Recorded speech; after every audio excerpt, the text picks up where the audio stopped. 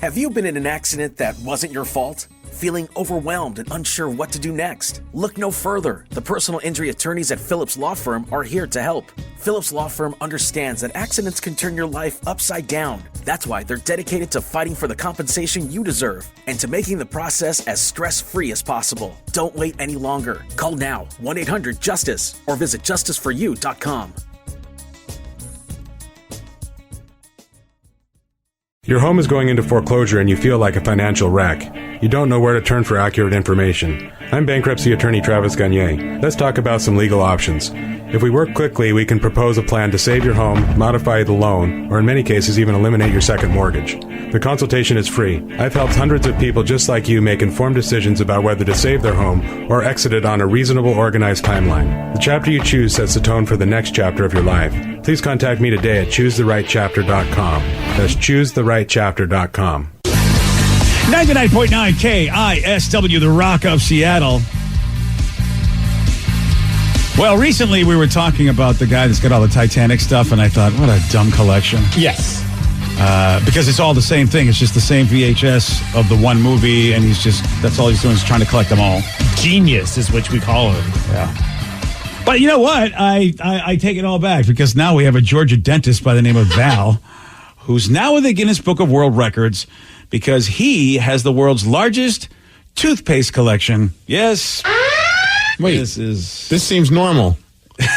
Well, compared to your argument, at least he could use them all. They're different. It's not like the same. It's not like he just has one Colgate toothpaste tube and he has 3,000 of them. Oh, well, then you know what? It's completely not a dumb reason at all. He's got over 2,000 of these yeah.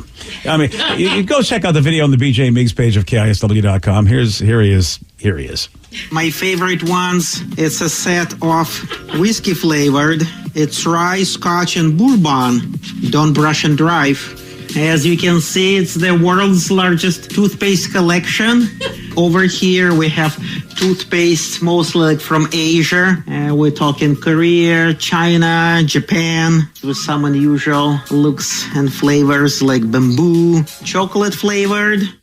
Okay. My goodness gracious. I would think this was a bit with that accent. It does, yeah. I mean, this guy's real? At first, like, is it a Halloween-themed toothpaste? A bourbon? Yeah, it's a bourbon. Dude, he's got some... All right, it is dumb. I'm not going to lie. I get that. But some of these toothpaste tubes that he has one that looks like a rocket ship. It's kind of cool. I mean, he is a dentist, so I suppose it's kind of cool. He has a wasabi toothpaste. Nice. Oh, I didn't even know they were like, all right, people must love the flavor of wasabi. I can't imagine it's supposed to burn you. I mean, do you have this collection at the dental office? That way it's like kind of like a little bit of like a little museum. Like, hey, while you're waiting, check out your dentist's toothpaste collection and let us know if you want to reschedule with a different dentist. Yeah. I mean, look, you're right. It's at the dentist's office, and that is, I suppose if I walked in, I'd be like, oh, that's interesting. Yeah, it even has a big sign that says world's largest toothpaste collection. Honestly, I'd be pretty fired up if I went. The dentist's office sucks. There's nothing exciting about it. You just sit, and there's like a bunch of outdated magazines. If all of a sudden you walked into a room and there's a bunch of different types of toothpaste, including Starkist, is that like the tuna? Tuna toothpaste? I don't know. Okay, then. Wow. You can check out the video. I mean, I might have to walk this back. I forgot he was a dentist. I guess it's on brand. Also, if it was Leonardo DiCaprio that had 3,000 copies of Titanic on VHS, you'd be okay with it? At least it'd be a little bit more on brand, but yeah, I still think it's weird. But Leo, and whatever, it's, and I'm a collector guy, so I understand. But man, I don't know. I like this guy because so many people hate going to the dentist. I've never been one that going to the dentist. To me, I hate it because it's a waste of my time. But I'm not like scared to go to a dentist. You are a lucky person. Yeah, it's just whatever. It is what it is. But I know some people are terrified. But wouldn't that put you in a little bit of a better headspace? Like you walk in, and you got this kind of fun-loving dentist that's like showing you all these crazy different types of toothpaste tubes that he has. When I was a kid, my dentist in Albuquerque had like a whole display. It was like animatronic dentist that was like working on a patient, and you could like press a button and it would like come to life. And I thought it was the coolest thing ever. So yes, I am 100% with you. Yeah, well, I mean, anything to distract me. I mean, it would be a distraction, and I would appreciate that because I am terrified. I mean, what are you terrified of? Dude, they hurt you. What? Not these days. Well, yes, but It's 2023. Unfortunately, I lived through the days where not that they intentionally hurt you. No, I know. When I was younger, some of that, like, when you got like a root canal, it was not fun. Nowadays, like a root canal is just like whatever. Yeah, they still got to numb you up and needle you up, and then there's the sound, and the sound is what brings me back. Yes. And I mean, look, you're right. I'm not in pain when I go out of there, but I am like really not in a good state. And and to me, it's what PTSD is all about. You just know you're okay. You know something is, but you know what? But you're on edge. Beyond on edge. Like they take my blood pressure and they go, "Are you taking care of this?" I go, "I'm at your dentist office. This is why my blood pressure is up right now."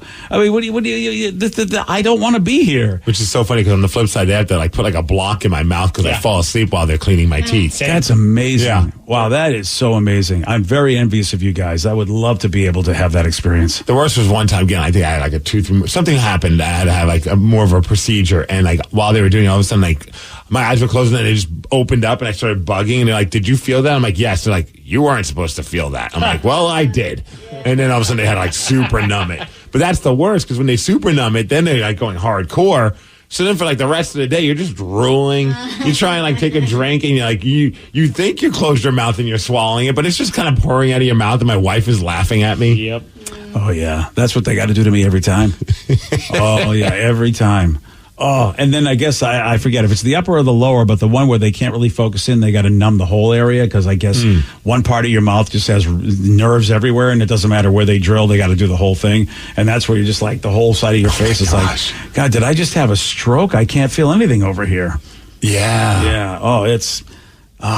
you guys, I envy you for your ability to go in and fall asleep at the dentist or not care. So maybe we need a guy like Val to kind of like bring you a little bit more at peace. It would distract me. I don't think it would make it a lot better, but it would be something to focus on at least. Although they show in the video, they show him and he's got like his glasses on and he looks at the camera with the needle that numbs your mouth and just kind of like shooting it like so it's a little squirt. Oh, no. Dude. And I'm like, okay, that's a little bit of nightmare fuel. Yeah, look, he looks... Because he's got like this weird pink band, like he's got like the covering your hair, like the bandana, and it's like pink with unicorns on it, and he's just staring at you with a needle. Yeah, it's kind of like Buffalo Billish in a way. That's the only part that kind of trips me out in this video. Yeah, no thank you.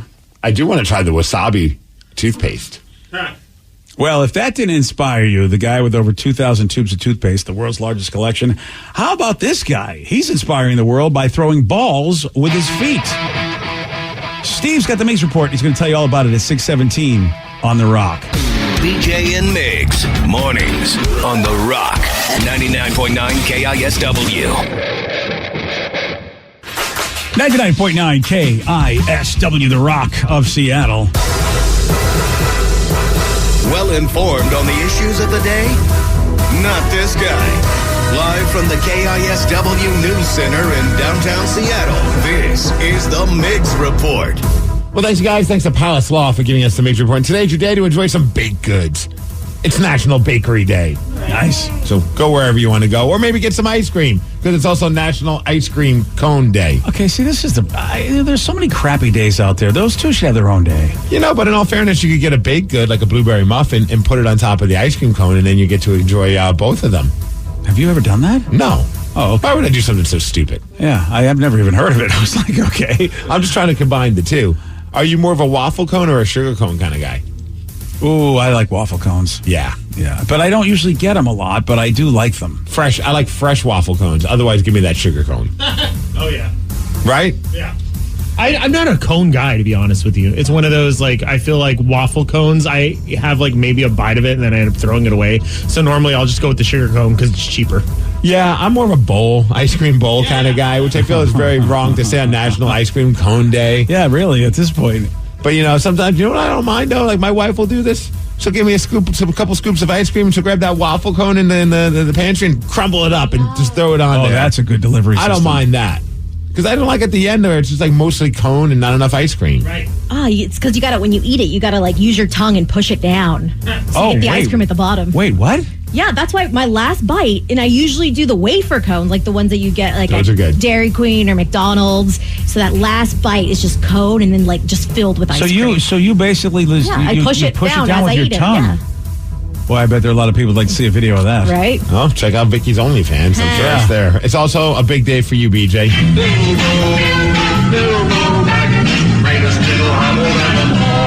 It's National Hobbit Day, so high five to all the little people. All right. Well, high five to Vicky.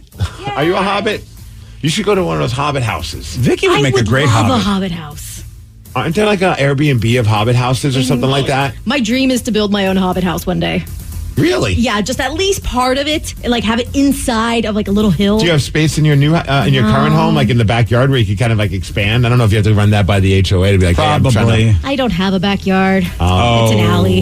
Yeah. One day. Well, you know what? Take over the alley. It's fine. Yeah, my neighbors won't care. It's fine. All right, let's talk about this guy who, I watched this video this morning. It's such an inspirational story. It's a guy by the name of Tom Willis. He was born without any arms or hands. Obviously, if you don't have arms, you wouldn't have hands, but he doesn't have. But he goes around and he talks to like high schools about how you're able to still achieve like your life goals. And just because you're missing some body parts, that doesn't mean that should stop you and whatever it is that you want to do. So he's been using his feet to kind of like talk to to show these kids, hey, the impossible is possible. So he'll go to like a high school or elementary school like assembly and then talk to them. And this is what he does. People seem to find value in what I do and my approach to life. And I am now a motivational speaker, going around talking to people about turning obstacles into opportunities, challenges into championships, and making the impossible possible. In my school assembly, one of the things I do at the very beginning is I take off my shoes and socks and I throw tennis balls and frisbees into the audience to teach the kids I do things just like you, but I do them with my feet. Wouldn't that throw you off of son? Like there you are, you're watching this guy and he's talking about everything, and all of a sudden he just takes off somehow he gets his shoes off and he just starts chucking balls at you with his feet and frisbees. Yeah, he can throw a frisbee with his feet. That's what he said. Oh wow. So, anyways, he's doing this and he's talking to some like newspaper reporter, and the reporter jokingly said something about like, hey, you should throw out a first pitch at a baseball game, and that inspired him to do exactly that. Well, a local TV station in San Diego did a story about my school assembly, and I met the editor, and he was joking, saying, he saw me throwing the tennis balls, and he said, hey, you got a wicked curveball there, dude. So I said to the editor, I said, oh, if you think my pitch is so great, you guys should get me a ceremonial first pitch at Go Park. I was joking. A week later, my phone rang, and it was the Padres saying, we'd like you to come out and throw a ceremonial first pitch. And I thought to myself, I wonder if there's something here. And it helped me realize that this would be a great opportunity to spread my message of the abilities of persons with disabilities. So I came up with the crazy idea. I wonder if I could do this at all 30 stadiums. And here he is now, one stadium away from being able to do all 30 stadiums. He's done it here in Seattle. He's done it in New York just recently. Wow. And I don't know if you've seen him throw the pitch, but it's pretty impressive. Like, he winds up like a pitcher, and then with the other foot, he almost like, it's just like he kicks the ball. That's pretty wild. And he says like he's always trying not to bounce the ball. He wants to get it right to the catcher, which is everybody's joke when it comes to like throwing out the first pitch. His throw, I guess they had a radar gun on him once, and by using his feet, he was able to throw it 31 miles per hour. That's pretty darn good. Not bad at all. So there's only one ballpark left. What do you think it is? Ooh, has he been to Fenway? Yes. Oh, okay. Would I have a chance to guess it at all, you think? I don't think we like them very much. They're one of our teams in our division. Oh, okay, Houston. No. Oh. The Angels. Oh. They better make it happen next year. They can't, or is it like they're just like, no, we're not doing that. Yeah, I would think that would be that would be the easiest place to go. It's just as what an impressive story. Quite a feat, some would say. No? There we go. Nice. Thanks. All right. There's another person that's impressive. A woman who was able to throw out the first pitch at 103 years old. Oh, damn. Yeah, man. A woman from Ohio. It wasn't like a pro game, but still, that's pretty awesome that she got to do that. Yeah, 103. Yes. God, I would be afraid she'd by 2 years when you did it in Everett, right? Yeah, when I was in Everett, I was only 101. All right, we have the story of the strangest thing that's I think could ever happen at an airport. And we've seen some strange things. I think everybody has. But could you imagine you're in Dallas, you're at Dallas-Fort Worth International Airport, and you're walking around and you see a guy walking right by TGI Fridays, who apparently is very happy it's Friday because he's walking around buck naked. Oh. I don't know if you've seen this video, but the dude is just walking. No shoes. Whoa. No underwear. no hair. Yeah, he is just buck naked, and he's smiling and walking around. Some guy pulled out his cell phone, of course, and you can hear like his significant other. She's just not happy that he's filming the guy, but he's talking to the dude, and the dude's like, "Hey, yeah, what's up? I'm naked." Here, listen to the audio. Not record this. Do not record this. Actually, I have phone. There's a naked guy in the airport. Stop this. Yes, there is. My man. My man, buck naked. There he goes. He's just chilling. He's just walking. Of course, the authorities show up. They quickly took the man in for a mental health evaluation. He was fine. He was just saying these new rules on Frontier Air, they say you can't bring anything on the plane. So he's trying to save some money. That's someone packing lightly. Yeah, that's right. We don't know exactly. We only saw the backside. Yeah, that's a good point. We don't know if the carry-on would fit or not. My question would be, where are your clothes? You couldn't have gotten through TSA this way. You're right. They have to be somewhere. Right. So at some point, he got through the airport and then just said, "You know what? I'm done with my clothes." I would love to interview that guy. I mean, what's happening? He doesn't really necessarily look very high. He's just chilling. And he has no cell phone, so it's not like he has a boarding pass. No, so you're right. He had to get in there somehow and then ditch the clothes and everything. Everything. Wow. This guy. Do you ask him, "Hey, can you watch all this stuff for me?" I know they say you shouldn't, but here's a guy buck naked asking you to watch his bag. He's done. I feel like this is a I'm done with life kind of move. Yeah, I wonder what's going on in his world. Is it finally one layover too many? Is that what happened? I just love the people walking by and they're all like just walking, and then their heads quickly turn like, "What did I just see?" Wait, you're this guy. Wait, what? I got to take that video off. It's kind of distracting because you know what? Tonight, yeah. Mariners are playing. They're taking on the Texas Rangers. Here we go. Maybe this guy's a big Mariners fan. He was there for the game. Oh, yeah. Well, because it's happening in Texas. He probably had to take the Dallas-Fort Worth airport. I don't know. Well, anyways, biggest game for the Mariners tonight because it's playoff implications. Playoff hopes are on the line against the Texas Rangers. But more importantly, breakfast hopes are on the line. That's right. Because this is the final game in our 9-game bet, BJ. I said that they would go 6-3 over these 9 games. You said no. After 8 games, they are 5-3. Here we go. Tonight's the night. Here we go, baby. Man. Go Mariners. We just need you to win this game. Do we know who's on the mound for us at all? Do we have any idea? I know it's not. I think it's Gilbert. I think it's Logan Gilbert. I could be wrong. Walter is a good pitcher. I'll find out for you in a second as I just take a look at this. And let's go to today, buddy. It's Bryce Miller. Against some guy named Dunning. Ooh, and Dunning is 10-6 with a 3.78 ERA, so he's a halfway decent pitcher. And Miller is 8-5 with a 3.88 ERA. So these guys are close in stats. Well, we'll see what happens tonight. Oh, boy, Stevie. Breakfast is on the line as the Mariners hopefully beat the Texas Rangers. At the end of the day, I hope they just win because we just need to get into the playoffs. And they need to beat the Texas Rangers because they're right now neck and neck with these guys. Yeah. Last night, Thursday Night Football, the Giants did what we were hoping they weren't going to do, and that's suck. Yeah. Because they lost to the San Francisco 49ers 30-12. Yeah. Speaking of football, we got the Seahawks are playing the Carolina Panthers at home this Sunday, celebrating the 10-year anniversary of them winning the Super Bowl. So a bunch of the players from that Super Bowl team will be there. It's going to be a lot of fun. I wonder if they're going to have all the players raise the 12th man flag or if they're just going to pick one specific player and have all of them there. But it's going to be a lot of fun. So a lot of nostalgia will probably be happening over at Lumen Field as the Seahawks hopefully beat the Carolina Panthers. They should. Man. Yeah, they should. I mean, this is one of those games where, the Rams were a big surprise. I don't feel like the Seahawks let us down. They seem to be a decent team, but the Panthers are not at the Rams level, so they should beat them. You would hope. The Kraken, I can't believe we're saying this, but they're getting closer and closer to their season starting. Yeah. They opened up their 3rd training camp, so the players are back, including a guy that I'm very happy to see out on the ice, number 95, Andre Burakovsky. That's the guy that they signed last year.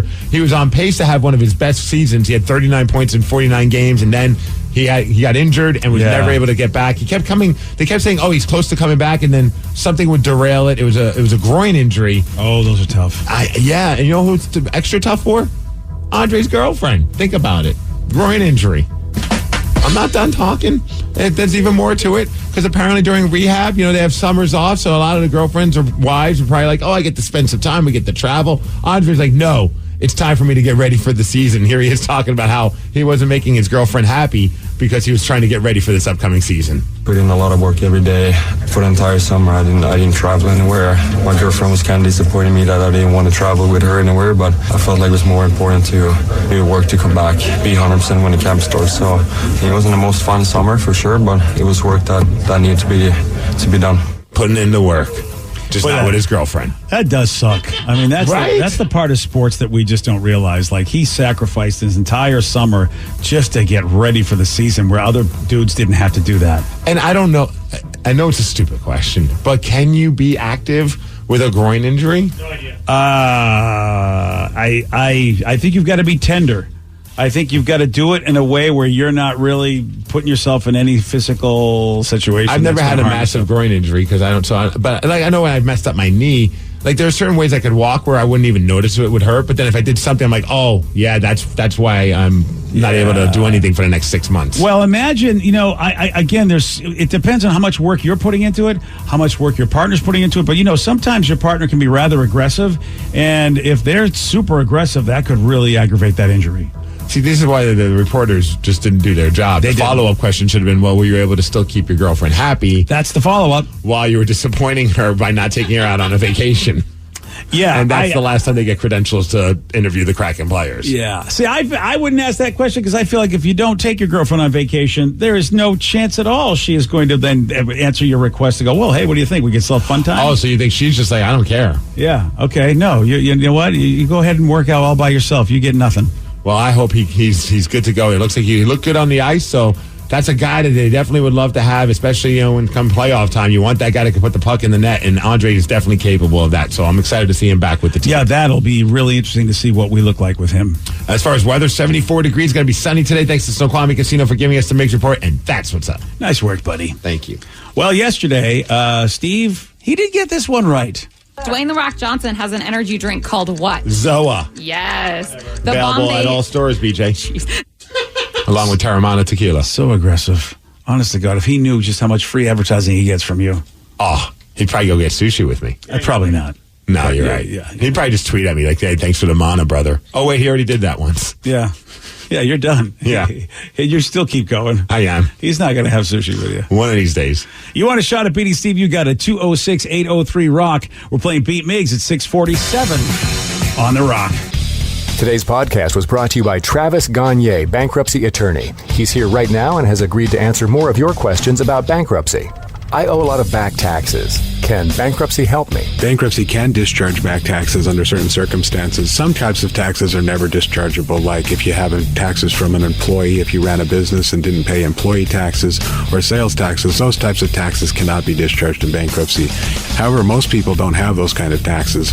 Most people have just regular income taxes. If you owe income taxes and you filed your tax returns but just weren't able to pay the taxes, if the taxes are more than 3 years old and you filed the tax returns, those types of taxes can be discharged in bankruptcy in most circumstances, especially through a Chapter 13 case. Thanks, Travis. If you have more questions about bankruptcy, you can reach out to Travis anytime at choosetherightchapter.com. That's choosetherightchapter.com. Thanks for listening.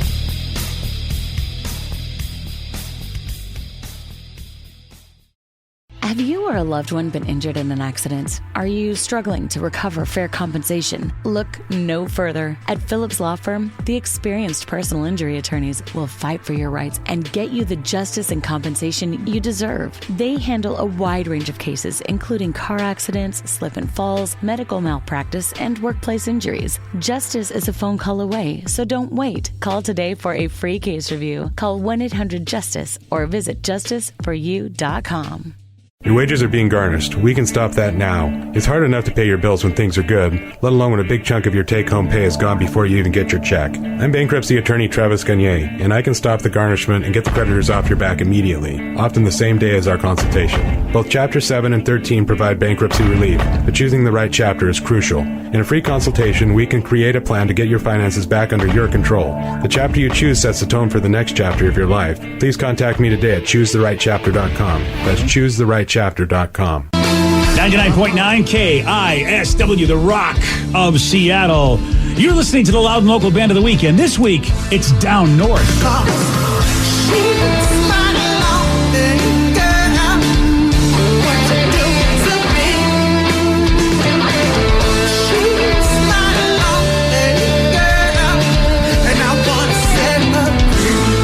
loud and local band of the week down north. You want to find out how to get their music? Just go to the BJ and Migs page of KISW.com. Hell, you can see them tomorrow night. They are a part of that awesome festival that's happening, the Black and Loud Festival over at the Crocodile. And man, really digging this band's sound. The singer's voice is pretty dang incredible. In fact, I love that they have on their intro on Facebook, and it sums it up best. They're like the Red Hot Chili Peppers covering Prince with an early James Brown frontman. Oh, man. It's awesome. That's fantastic. If you love local music, guess what? Sunday nights, 8 o'clock, it's a great show called Loud and Local, and it's got great music from the Pacific Northwest. Bands like Down North.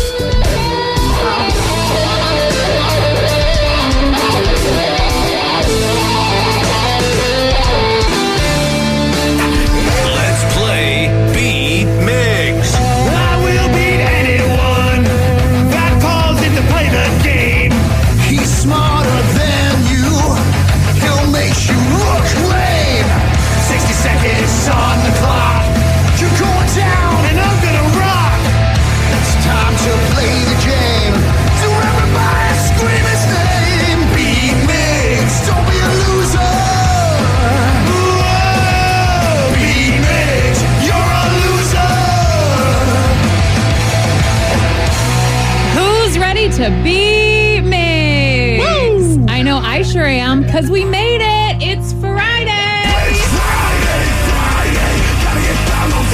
Hey, look, Daddy's jumping.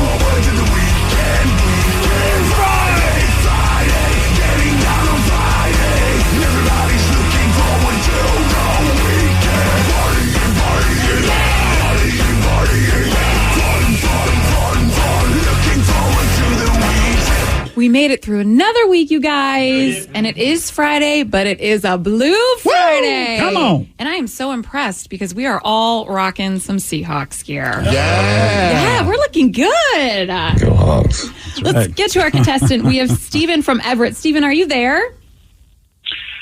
BJ, Migs, Danny, Vicky, Sarah, Joe. How's everybody doing this morning? That's our friend Stevie, the Packers fan. Yeah, for me. I know that buddy? voice. What's up, buddy? All right, other Steve, get out of here. Goodbye.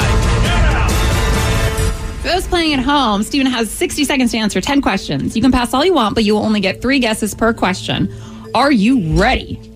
God help me, yes. The planet Earth is surrounded by different layers of gas, which when taken together, we call the what? Pass. Jenna Ortega played the title character in what Netflix show? Wednesday. Yes. In the game of Risk, how many continents are there on the game board? 3, 4, 5. No. Which quick animal can change direction mid-air? Pass. The tongue is made up of how many muscles? 6, 7, 8. 8, yes. What snack has varieties named grooves, puffed, and snapped? I'm sorry, can you repeat that, Sarah? What snack has varieties named grooves, puffed, and snapped? Pass. Space Oddity and Let's Dance were hit songs by who? David Bowie. Yes. Optics is the study of what? Glass? No. Eyes? No. Pass. What is the process of breaking down food called? I like you, sir, but I'm confused. Pass. Wow, Stevie, you're a cook. Wow. I like you I'm not too. a cook anymore, Joe. Wow. I don't cook anymore, DJ. I don't have a leg, remember? All right. Well, you used to. All right. Well, yeah, I won't say her score now, but I'm a little disappointed. Not gonna Steve lie. is in the room. A couple of those questions, Stevie's going to kick himself when he realizes what the answers are. Yeah, I think he is so, going too. to. He's Stevie, you're going to. Oh, that's right. His name's Stevie. I was like, I haven't even been asked the questions. How am I going to kick myself? I might get them right. Stevie's a little defensive now, but when he hears these answers, he's going to go, never mind, BJ, you're right. All right. All right, other Steve, are you ready? Mr. Unlimited. The planet Earth is surrounded by different layers of gas, which, when taken together, we call the what? The galaxy. No. The gassy crust. That's it. No. Pass. Wow. Jenna Ortega played the title character in what Netflix show? Jenny? No. Jenna. Ortega? Bobega? That's it. I don't know. Pass. In the game of Risk, how many Wednesday. continents? Yes. In the game of Risk, how many continents are there on the game board? 7. No. 6. Yes. Which quick animal can change direction midair? Quick animal. Cheetah. Yes. The tongue is made up of how many muscles? 2. No. 1. No. 3. No. Damn it. What snack has varieties named grooves, puffed, and snapped? Cheetos. No. Lay's. No. Pringles. No. Space Oddity and Let's Dance were hit songs by who? David Bowie. Yes. Optics is the study of what? Eyes. No. Opportunities. No. Face. No. You got 4 correct, which is a win, 4-3. Big win. Wow. Wow. I'm a little disappointed in everybody. What are you talking about? A win is a win. Yeah, but the both of you deserve to probably really think about your lives. We don't need you intelligence shaming us. Yeah, sorry about that. Are you the best? You're simply below average. Nope. All right, Stevie, sorry, buddy. Hey, well, hey, Kay, good game, Steven. Can I give out a shout? Well, you lost, so no. I'm kidding. I'm kidding. Give us a shout out. Okay, well, I got to give social love to Caesar, Guido, Augustine, and my 2 friends, both named Melissa. Nice. Give it out a shout. All right, both Some of the Melissas. OG douches right there. Yeah, that's for sure. Titanic douches right there. Yeah, there you go. Okay, the planet Earth is surrounded by different layers of gas, which when taken together, we call the... Atmosphere. Yeah. When you say it without all the pressure, I understood what you were talking about. Yep. Okay, one that... Damn it, that's an easy one. Yeah. Steve, you got correct. The tongue is made up of 8 muscles. Impressive. Yep. This is probably just because I'm obsessed with them. What snack has varieties, grooves, puffed, and snapped? Oh, it's got to be Cheez-It. Yep, Cheez-Its. Oh, and they're all so good. And optic is the study of what? I don't know. It's all around us. Space. Light. Oh, optics is the study of light. Mm-hmm. Wow, okay. And then one, Stevie, got to that you didn't. What is the process of breaking food down called? Digestion. Yes. Yeah, that's And what you did I would have not get that dominated correct. then. I thought it was like Stevie used to cook, and he was like, I don't know. So just because I used to cook doesn't mean I should know what digestion is, even though he didn't know digestion. He's not wrong. It's not like he's cooking the food. He's not like chewing it for the person and baby birding them. Okay, I wish he was, though. But breaking down food, doesn't everyone know that digestion? That's I what mean, you that's think. like the most simple answer. No. I understand now why you say after you hear the answer, he probably was kicking himself. Oh, yeah. Same with atmosphere. That yeah. atmosphere is like, okay, man. Well, you still won, Steve. And that's all that matters. Look, Seahawks might have won a game real close where they give up 30-something points on the defense, and you can nitpick on that, or you can just celebrate the victory. I feel like we should just celebrate my victory. Well, let's hope that we can also celebrate a much more convincing victory on Sunday as opposed to what we just had. But I don't want it to be like 4-3. That would just, it's a victory, but man, I want this team to look like they're a team they're supposed to look like. If the Seahawks won the game 4-3, I'd be laughing. Yeah. Because how do you even pull that off? That's 2 safeties. Yes. Yeah, 2 safeties, and they got a field goal. If that happens, that'd be the strangest game of all time. So I kind of want to see that. Oh, no. Oh, that would be frustrating. Because there would have to be a lot of missteps. Especially if Carolina's not good and you're like, how are we only scoring 4 points? And you also get safeties, which means Carolina was so bad you tackled them twice in their own end zone, and yet we still couldn't do more against them? Well, then it's a nice nod to our defense. Yeah, I guess. You're right. Yeah. So would you be upset if the Seahawks don't crush the Panthers? Yes, a little bit. Yeah, I think they should, for me to believe that, because look, the Niners are 3-0 right now. They are. And they may not be as good as they look, though they look like they're as good as they look. There's always a couple of teams in the NFL that you go, is it preseason, like my theory, or are they really that good? So does Brock Purdy, has he even lost? I don't think he's lost a game yet, because the game that they lost in the playoffs, he was injured. He got injured, so he didn't really lose that game. And he was undefeated last season. Now he's undefeated this year. That's so crazy. Again, for a guy that was like nobody ever thought would do anything. Last pick in the draft. Yeah. The draft year that he got picked. Oh, it's so frustrating. It's like, it seems like, he's the quarterback of destiny, and it seems like the Niners, and a lot of people are picking the Niners as like a front runner for the NFC. I think they're leading in the power rankings right now, especially after last night's game. We can't worry about them. We can't worry about us, and that's winning games. You're right. But eventually, twice, we're going to have to worry about them. Yeah, and hopefully it's better than last year. Yeah, that is for sure. Oh, man, that was quite a beating. Well, if you've got any problems you got going on in your life, I'm talking problems at work, relationship issues, any other random problem where you're like, okay, we need your advice. Well, you know what? We're here for you. Call us, text us, 206-803-ROCK. It's Help Wanted. And we're going to do that at 717 on The Rock.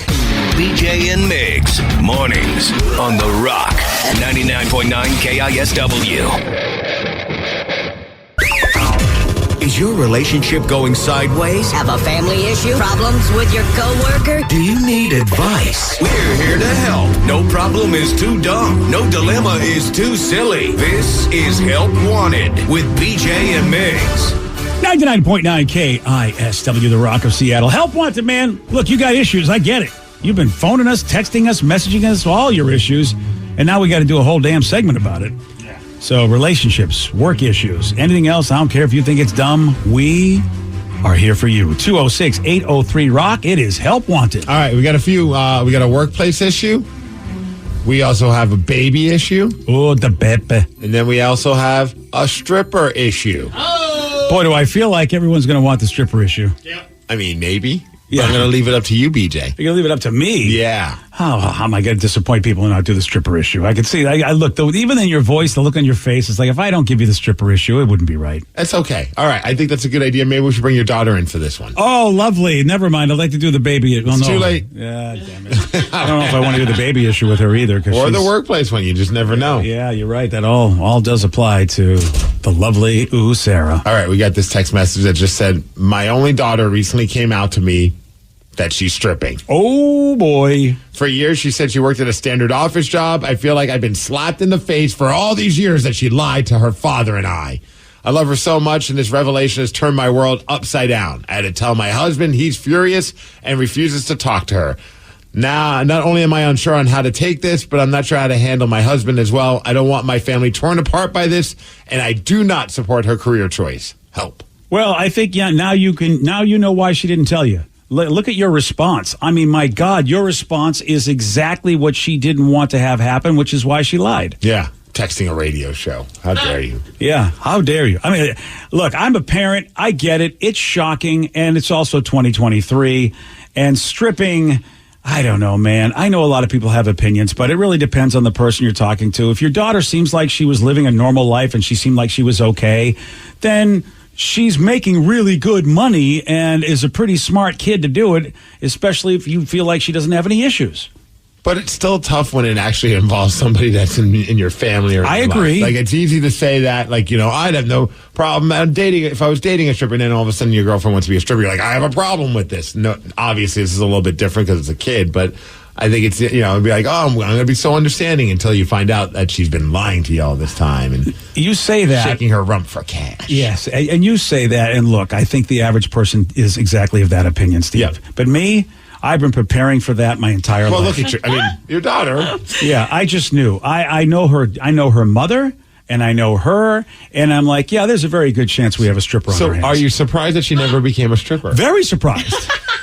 Honestly, I am too. Yeah. I am too. Especially because... Oh, you'd be a great stripper in the locker room. I feel like there'd be so much drama. God, there'd be so many stripper fights. And she had a friend. You had a really good friend that ended up going into that career. That's why I thought for sure you were going to follow in her footsteps. Yeah, she still is. And I follow her on Facebook, and it's beautiful. But you would think I was, right? Because I started pole dance lessons at 17. Yep. Mm-hmm. I remember I couldn't even get like to the Lovers. minor leagues, then. It was. I couldn't even get to Lovers. My mom had to go into Lovers, buy my heels for me, and then bring them out in the parking lot to make sure I could try them on and stuff. It was ridiculous. So were you buying all this stuff with hopes of one day doing that?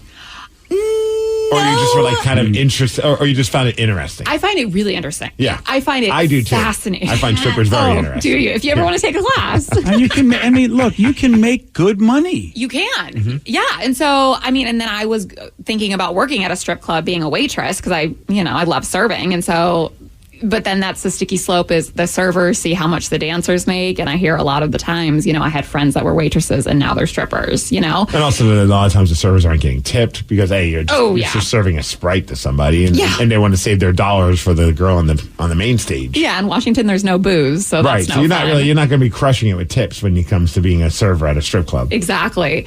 But I never went down that field, but I always thought how BJ, you would react. Because mom, I know would be cool with it. She'd be like, when are you going to be there? I'll come by. Exactly. I want to see your performances. And I appreciate that, but I was preparing myself. It would be tough, but I also would be supportive because the last thing you want is to treat your kid like crap, which is what these two are going to be doing. The father's response is, if I was his friend, I go, dude, you got to talk to your daughter. Wake up and smell 2023. You really, dude, just deal with it and just stop it. And if any of your friends give you a hard time, punch them in the face. Here's a good question, though. So, like, let's just say it happens, and you're like, okay, not what I was hoping my daughter would do, but I'm going to be supportive. I'm going to show you all that love. Would you still have that conversation? Like, but what's your long-term plan? Because you can't be a stripper. I mean, you can, but typically just do the morning show, Steve. you're the morning crew. You know. But typically, you're going to hit a point in your life where you just aren't able to be a stripper anymore. So then, what are you going to do when, like, you're in your 40s or your late 30s, and then you realize, oh crap, I haven't put any thought into what my future is going to be because I've just been shaking my rump for cash. I think you can try to have that conversation. I don't think it's really going to go anywhere. Yeah. I think she's going to be like, I don't know. I'm young and hot right now, so I'm taking advantage of it. I want to milk that as much as I can. Exactly. And she may be hoping, like, maybe I'll be one of those, maybe I'll be like J-Lo and I'll be able to be in shape forever, because she could still strip. J-Lo could, and she's in her 50s. So I definitely don't think she's going to have that answer for you. What's your 401k plan? Yeah. Well, you can get an IRA. I mean, she's making money. She can just put money away without, like herself, and just get an IRA, get some sort of retirement account. Yeah, you can do stuff. That's the only conversation I'd have is, okay, you're making a lot of money. Are you putting this money away? Do not blow this money. You, just like any other human being, let compound interest be your friend so that when you are 65 years old and maybe don't want to strip anymore at that age, though, there's a market for that. I mean, really, these days there's a market for anybody that wants to take their clothes off. So we need like a good stripper financial advisor, like somebody that's there at the club just talking to the girls. Todd Peach has a great name for it. He does. I mean, think about it. Could you imagine Todd Peach just sitting in like a stripper locker room, and he's like his own little office, and he's got his computer, and the girls come in, he's like, well, what are you spending with the money that you made now? And then he's like, are you saving some of that for a future home? Can we please pitch this to him next time we have him on? I mean, if we're hoping that this will be the last time we have Todd on, I think then yes, absolutely. Have you ever considered a career change, Todd? His advice would be the same, though. If you're making good money, save it and let interest be your friend. That's why, yes, I understand the stigma in life. I get it, but we're changing as a society, and being a stripper, it's not like you're a prostitute. It's different. Right. And I don't think, especially, young Gen Xers, millennials, and Zoomers, most of them do not have an adverse reaction to somebody if they find out that's what they did. Like that, yeah, that's being a turd by not, like, just being like, I am done with her. Like, what is that going to accomplish? Right. Like, you know what I mean? You got to have a conversation and chat and still show up. Got to make money, man. Yeah.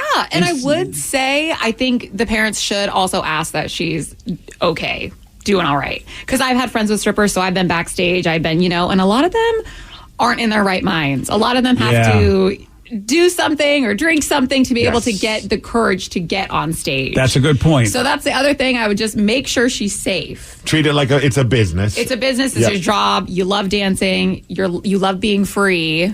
And we're more than willing to show up to the club, because I know it would be weird for the parents, just to make sure that she's on the up and up. I would love to do that, actually. And hey, Mom, see, we are helpful. Yeah. This is the help this is where we put the help and help wanted.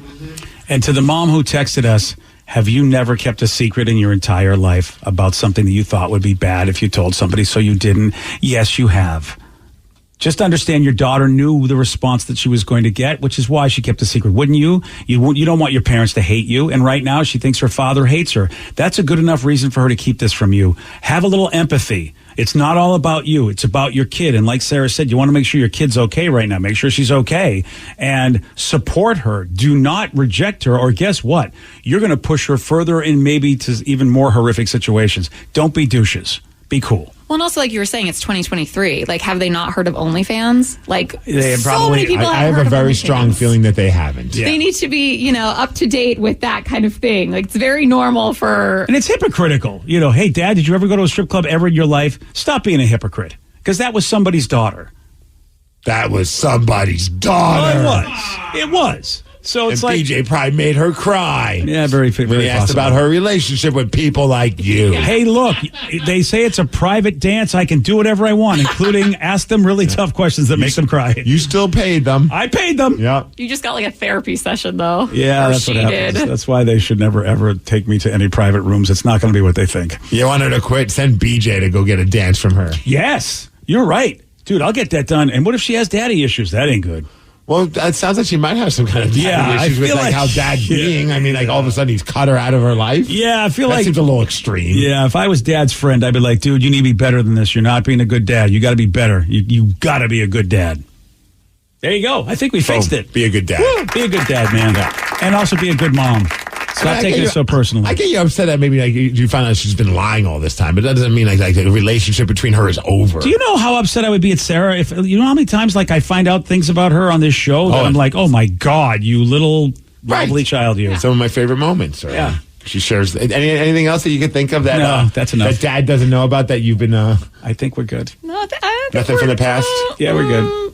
Yeah. There is actually something, but I really don't want to say. Well, it wasn't why would me. you say It that? wasn't me, though. Why would you say that? Now we want to know. Don't say I did find out one of my friends had sex in your office.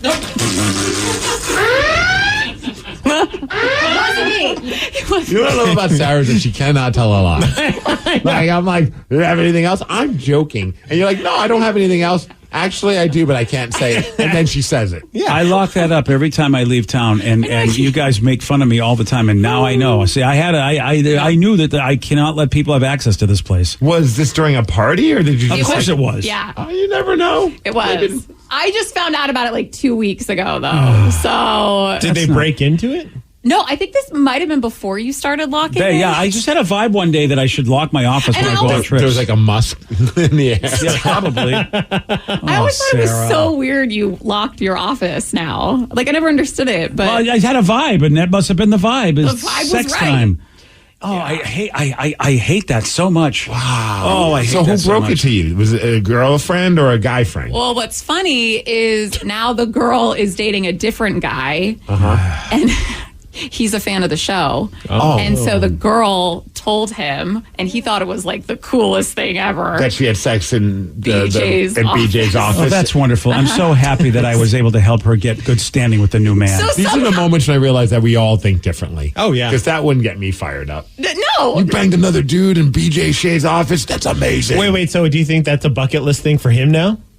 Ooh. Yeah, you're no longer having parties at the house. Well, I'm so happy when you're getting out soon. We're Maybe- pushing the both of them out very, very soon, and I can't wait. Maybe he wants to go. He wants to one up that guy and do it in the kitchen. There you go. no, maybe in BJ's bed. That's what I was thinking. That's really, really one-upping. Do you have a lock on that door too? No. Maybe you should think about it. So They're frustrating. available at Home Depot. You know what? And then I don't understand why he thought it was such a flex to tell me that. You know what I mean? Wait, so he's the one who told you? Yes. He was like, babe, can we tell her? Can we tell her? And then he told me. And it Yeah, wasn't, that's great. and it wasn't even him. That is very strange. Yeah, it is very strange. I got some strange friends. So. Yeah, you do. But I told them not to do it again. I'm really happy about one of my DNA matches. My son not Joe. me. Joe's all up in his head now because of his stupid DNA stuff. Why? Every time I talk to him, he's like, I guess I'm not really Italian. Like, it's really bothering him. He's only 1%. It's really bothering him. I know. Look, it could be a controversy in our family. I think he's worried as an Italian family, a guy who grew up, in an Italian household, and I'm Italian. I think he's now worried that I'm going to look at him differently. Like, you've been lying to me all this time, Joe. That's how J-Rubs is looking at me now. I literally went home and I'm like, babe, I've been lying to you this whole time. Yeah, we thought we had a lot of, the kids thought they had a lot of Italian in them because basically it was like 50% Italian, 50% Irish, at least what we thought of my wife. Yeah. And it's not the case. And J-Rose literally was like, look at you. Like, you are so pasty and you burn so easily. Yeah. There's no way you're Italian. I'm like, Yeah, you're basically your brother's taking it a lot harder. Yeah, both of them are basically just Jewish, Scottish, and Irish. That's all they really got in them. And then the 1% Italian for him, 2% for Sarah. So I said to my wife, I go, in order for that to happen, then you probably, the maximum you can have is like 4 to 6% Italian in you, honey. how is that possible if your grandfather and all this? And so we're thinking there was a little bit of, oh boy. Joe's membership at the Olive Garden has been revoked. He's no longer family. It's devastating. It's true. Devastating. I can't get the endless pasta anymore. Yeah. It's really, but you know what, Joe? Any Jewish deli now, you're welcome. Well, he said, no, so we go from being Joey breadsticks to Joey matzo balls. Exactly, Joey matzo I balls. actually kind of like that. And by the way, let me tell you, every time anybody that I know who's Jewish finds out that I'm Jewish, dude, they welcome me right in. They're going, welcome to the club. I get hugs. I get high fives. Oh, it's like having like a Jeep Wrangler. You got a yeah. Oh, yeah. I mean, I'll tell you, this Jewish club is a fantastic club to be in. Everybody's so cool and so welcoming. I mean, I'm excited. I don't know if I'm going to do gefilte fish. I'm not a fan of that, but I mean, I like black and whites, and I do. Well, like have you tried it since finding out that you're Jewish? Dude, it's like lutefisk. Do I want to try any of this stuff? Yeah. Raw fish and stuff? I don't want to do it. I don't even know. I thought for a second that you were talking about the hip hop artist. I was like, wait a second. The Nordic stuff they bury in the ice, the fish they bury in the ice. Yes, like yes. It's a big thing around here if you like old school, Nordic, and I'm not. No, that's too Viking for me. Yeah, no, you take away a lutefisk, no gefilte fish. I barely do like salmon on my sushi that's raw. I barely even deal with that. Oh, really? Yeah. Oh, man. Yeah, I like everything cooked. See, I feel like I'd rather have pasta and pizza, but now I feel like too. I'm just a poser. Yeah. Yeah. Gotta have I will call you guys out every time. Now I see you guys eating pasta.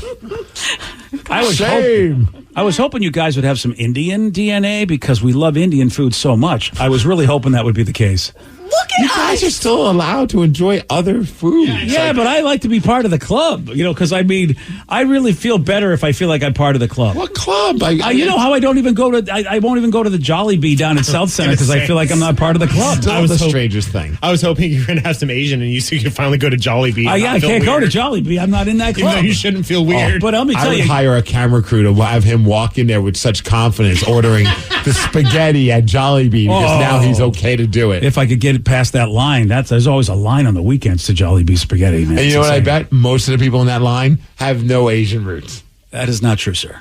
You don't think? Oh, well, look, I mean, unless people have good disguises, I mean. Oh, okay, that's true. Okay, fair. I've been to Jollibee before. Yeah. No issues. Yeah, well, you're that guy. You bust in, you don't care. You crash parties. But you know what, My Gilbert? money worked. That's all they cared about. I'll tell you right now, I just know now I feel more confident when I go to Gilbert's on Main, in Bellevue. I'll walk in and go, hi, I belong here. And it feels good. One of these days, we're going to get you to Jollibee. We should all just go. Caesar wants to take me. Listener Caesar, who's Filipino, because he's like, dude, I got to get you over there. I'll vouch for you. And that will be good. I'll vouch for you. I don't mind. If somebody vouches for me, I'll walk in. See, I don't know what's going to ask you anything. Look, this is how it is. It's how I was raised. I feel like you just got to be vouched for sometimes. I'll vouch for you. I'll go up and be like, this is BJ, he's cool. No, what his his card will be accepted. Do you have any Jollibee before? Do you have any Asian in you? You got to be part of the club. No, I've been there before. I don't trust this. But then why are you okay with going like a sushi restaurant or like a Chinese food restaurant? Well, because I feel like, Indian, or Mexican. Yeah. Oh, well, Indian, I think my wife has helped me get, because she was honorarily inducted because of all this stuff. So she vouched for you. So she vouches for me. Dude, we were Hare Krishnas. So like we were, well, that gets us in the honorary membership of like deep into Indian culture, at least, as far as Hinduism and stuff. So I feel like they have like a little database when you walk in and they scan your card? I just think they know. We walk in, we give them a nice namaste, say what's going on. You're reading Srimad Bhagavatam lately, and they go, all right, this guy knows what's up. Okay. There you go. Boom. Sit down. Have myself a nice pakora. Thank you. I don't want to go to Jollibee today just to troll you. Listen, I know people do it. I just have this weirdness where I feel like, man, I don't want to be kicked out because I just am not part of the club. That's my weirdness. I'm not saying it's right. Just me. All right. How about this, okay? You think I'm weird? How about this dude who scheduled a date with 3 women at the exact same time? And you're going to hear from one of these women at 7:47 on The Rock. Today's podcast was brought to you by Travis Gagne, bankruptcy attorney. He's here right now and has agreed to answer more of your questions about bankruptcy. I have lots of tickets that I haven't paid. Can those be discharged through a bankruptcy? Yes, there are some limits on what we can do with tickets. Tickets cannot be discharged in a full bankruptcy. In a Chapter 7 case, that won't help you get your license back. But in Chapter 13 reorganization, tickets are dischargeable. Most types of tickets are dischargeable. So you would have to pay back some of the tickets in a Chapter 13 case, but the vast majority of them could be discharged if you complete the plan. And again, you would get your license back right away when you filed the Chapter 13 case, as long as the only reason you don't have your license is because of failure to pay your tickets. But the Chapter 13 process will help you get your license back and repay a small portion of your tickets in most cases and get your license reinstated almost immediately. Thanks, Travis. If you have more questions about bankruptcy, you can reach out to Travis anytime at choosetherightchapter.com. Have you or a loved one been injured in an accident? Are you struggling to recover fair compensation? Look no further. At Phillips Law Firm, the experienced personal injury attorneys will fight for your rights and get you the justice and compensation you deserve. They handle a wide range of cases, including car accidents, slip and falls, medical malpractice, and workplace injuries. Justice is a phone call away, so don't wait. Call today for a free case review. Call 1-800-JUSTICE or visit justiceforyou.com. Your driver's license is important so you can get back and forth to work, get your kids to school, and back and forth to daycare. If your license has been suspended because you can't pay your tickets, you can't do any of those things. Let's talk about Chapter 13 bankruptcy. You may have heard that tickets cannot be discharged, but they can be dealt with in a Chapter 13 case. Why not come in for a free consultation? The chapter you choose will make all the difference to your getting back legally on the road. Let's design a plan to pay off your tickets and restore your license immediately. I'm attorney Travis Gagne. Please contact me today at choosetherightchapter.com. That's choosetherightchapter.com. 99.9 KISW, the Rock of Seattle. Let me tell you about Megan. She's a gal on TikTok telling her story because she had a very unusual date. I guess what happened was she wasn't the only woman that this dude had arriving for her date. So she was going on a date with this guy named Matt. Okay. She's like, okay, cool. And apparently Matt invited 2 other women out on this date as well. They like backups? Well, Matt did have a plan. It wasn't a backup plan, though. Each woman assumed the others already knew Matt, but it turned out that Matt, he had a plan trying to get all 3 on this date to hook up with him. Nice. Oh, so they all show up and they're like, how do you know Matt? They're probably like, this is kind of strange. Maybe like that's a friend that's vetting the girl that, and they're all like, I'm meeting Matt for the first time. Are you? Yeah, so here's Megan talking about all this. I met this guy on a dating app. They bring us to a table and they seat us at this foretop, which honestly isn't that weird if you think about it. We're really only sitting there for like maybe 2 minutes before this girl walks up. So all the girls are just introducing each other. He'd scheduled this date at the same time with all 3 of us to meet at this place. He was trying to speed up his process of finding the perfect 3-way. Well, actually, it's kind of a 4-way, isn't it? If there's 3 girls involved. Oh, that's the people that wrote the story thought there were 3 girls, or she's saying that 3 of us, meaning her, him, and then the other girl. Or did he just want to see the 3 of them get together? Oh, that could be that. Yeah. Maybe he's a film director. Why can't we talk to Matt? I mean, I like seeing you put your makeup on and all, Megan, but I really want to talk to Matt. Well, I mean, Matt's not the one sharing this TikTok video. Matt should hear about this video, and he should tell us about his process. I would love to get in his brain, because dudes come up with these harebrained schemes when it comes to sex. You know, sometimes they don't realize that the testosterone is talking. And, what do you think was going to happen? Did you think it was The Bachelor? You're going to give all 3 of them a rose? What did you think was going to happen? You know what? Honestly, as much as joking, maybe that's the mindset that he had. Like, everybody loves these shows like The Bachelor where they're all vying for the love of one guy. Maybe he thinks he's so great that these girls are going to want to vie for him. Yeah. I do love if that's what comes of these dumb shows, is that then expectations will be, hey, I watch it on TV, you're all going to have to vie for my attention. You want me to give you a rose. Spoiler, apparently all the women left when they figured out what was going on. Really? Yeah.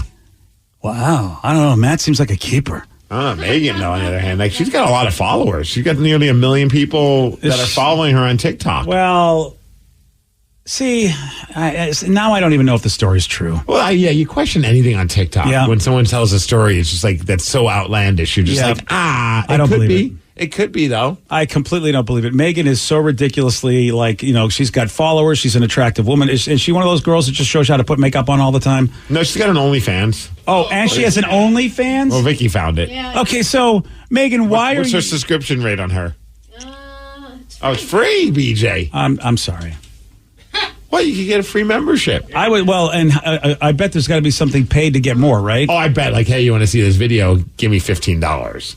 It says that it's a non-nude, no new photos are going to be posted, but then this one says no bra, no panties, no problem. So I don't know. Maybe she had another bra, another set of panties. Or like you're not actually showing the goods. It's just kind of like... I don't know. Creatively posing? Yes. Yeah. There's so much hypocrisy in all of this that I'm about to get sick. We live in a crazy world these days, man. Yeah, you know me. I'm too old to deal with this kind of hypocrisy. It seems like there's a level of the big H word that people deal with who are much younger than me, but I think she's a very unlikable person because of this. She seems very attractive.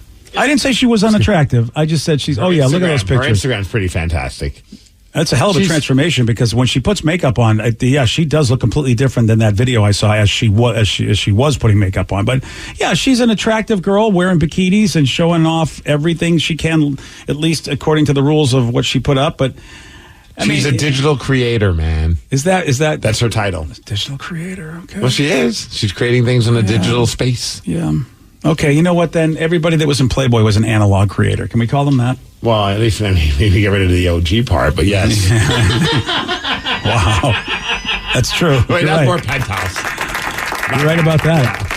There was a lot of those were created. Hi, I'm taking the OG out of analog. Yeah. Nice to meet you. Oh, and I was going the other way because if you take the Anna, they created a lot of those too. Okay. You know, when you think about it, a lot of dudes, all of a sudden lumber was happening when they watched those pictures. Yeah. Either way, it works. Oh man. But I bet there are guys out there that do think that they could pull something like that off. Oh yeah. I would like to meet the person that actually schedules.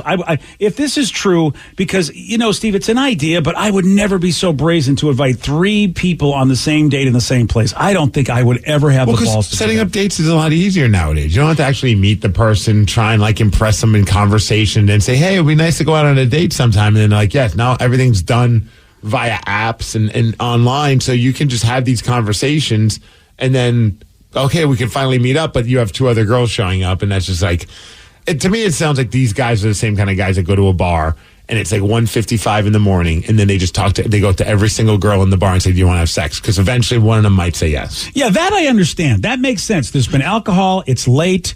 These women are still there. They've got to be there for a reason.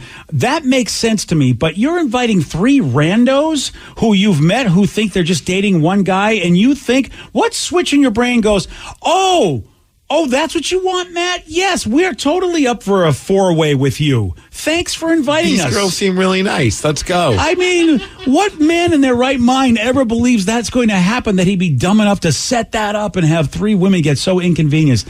I want to meet this guy. That's why it's made up. I bet you he's really good at sales if that's the case. Oh, you're right about that. If this guy really made that happen, but who's with me? 100% you think it's made up, or do you really think it's real? I think it's made up. I mean, look, she's a TikTok star, right? I believe everything on the internet, so I believe it's real. Okay, fair enough. I'm waiting for the guy to post a video and be like, so I'm going to try this thing, see if I can get these girls. Like, he was the one trying to make a video and see if he could get it That done. could be. Like, I wouldn't be surprised if that happened. Like, it was just a test to see what would happen. All right. I mean, that's the only way I'd believe it, Vicky, is that scenario. Otherwise, I just think, I can't believe somebody's that dumb and brazen. Someone said maybe he's a huge fan of that old show, Eliminate. I forgot all about that. What was that show again? Wasn't that on MTV? Oh, I don't know. And what did you had a bunch of people and you basically had to choose? You were vying. There were 4 suitors that were vying for the love of one person. Oh, that sounds familiar. Interest. Yes. What was that show called? The Bachelor? Never mind. This is before The Bachelor, man. Oh, so Bachelor stole from Eliminate. Poor MTV. Everything gets stolen from them. I mean, from dating show. They all stolen from somebody. Yeah. I have a feeling, though, a lot of those MTV shows where they have dating shows, just like way back in the day on, the dating game, I have a feeling a lot of those were actors. Oh, for sure. Yeah, I don't think anything's real anymore.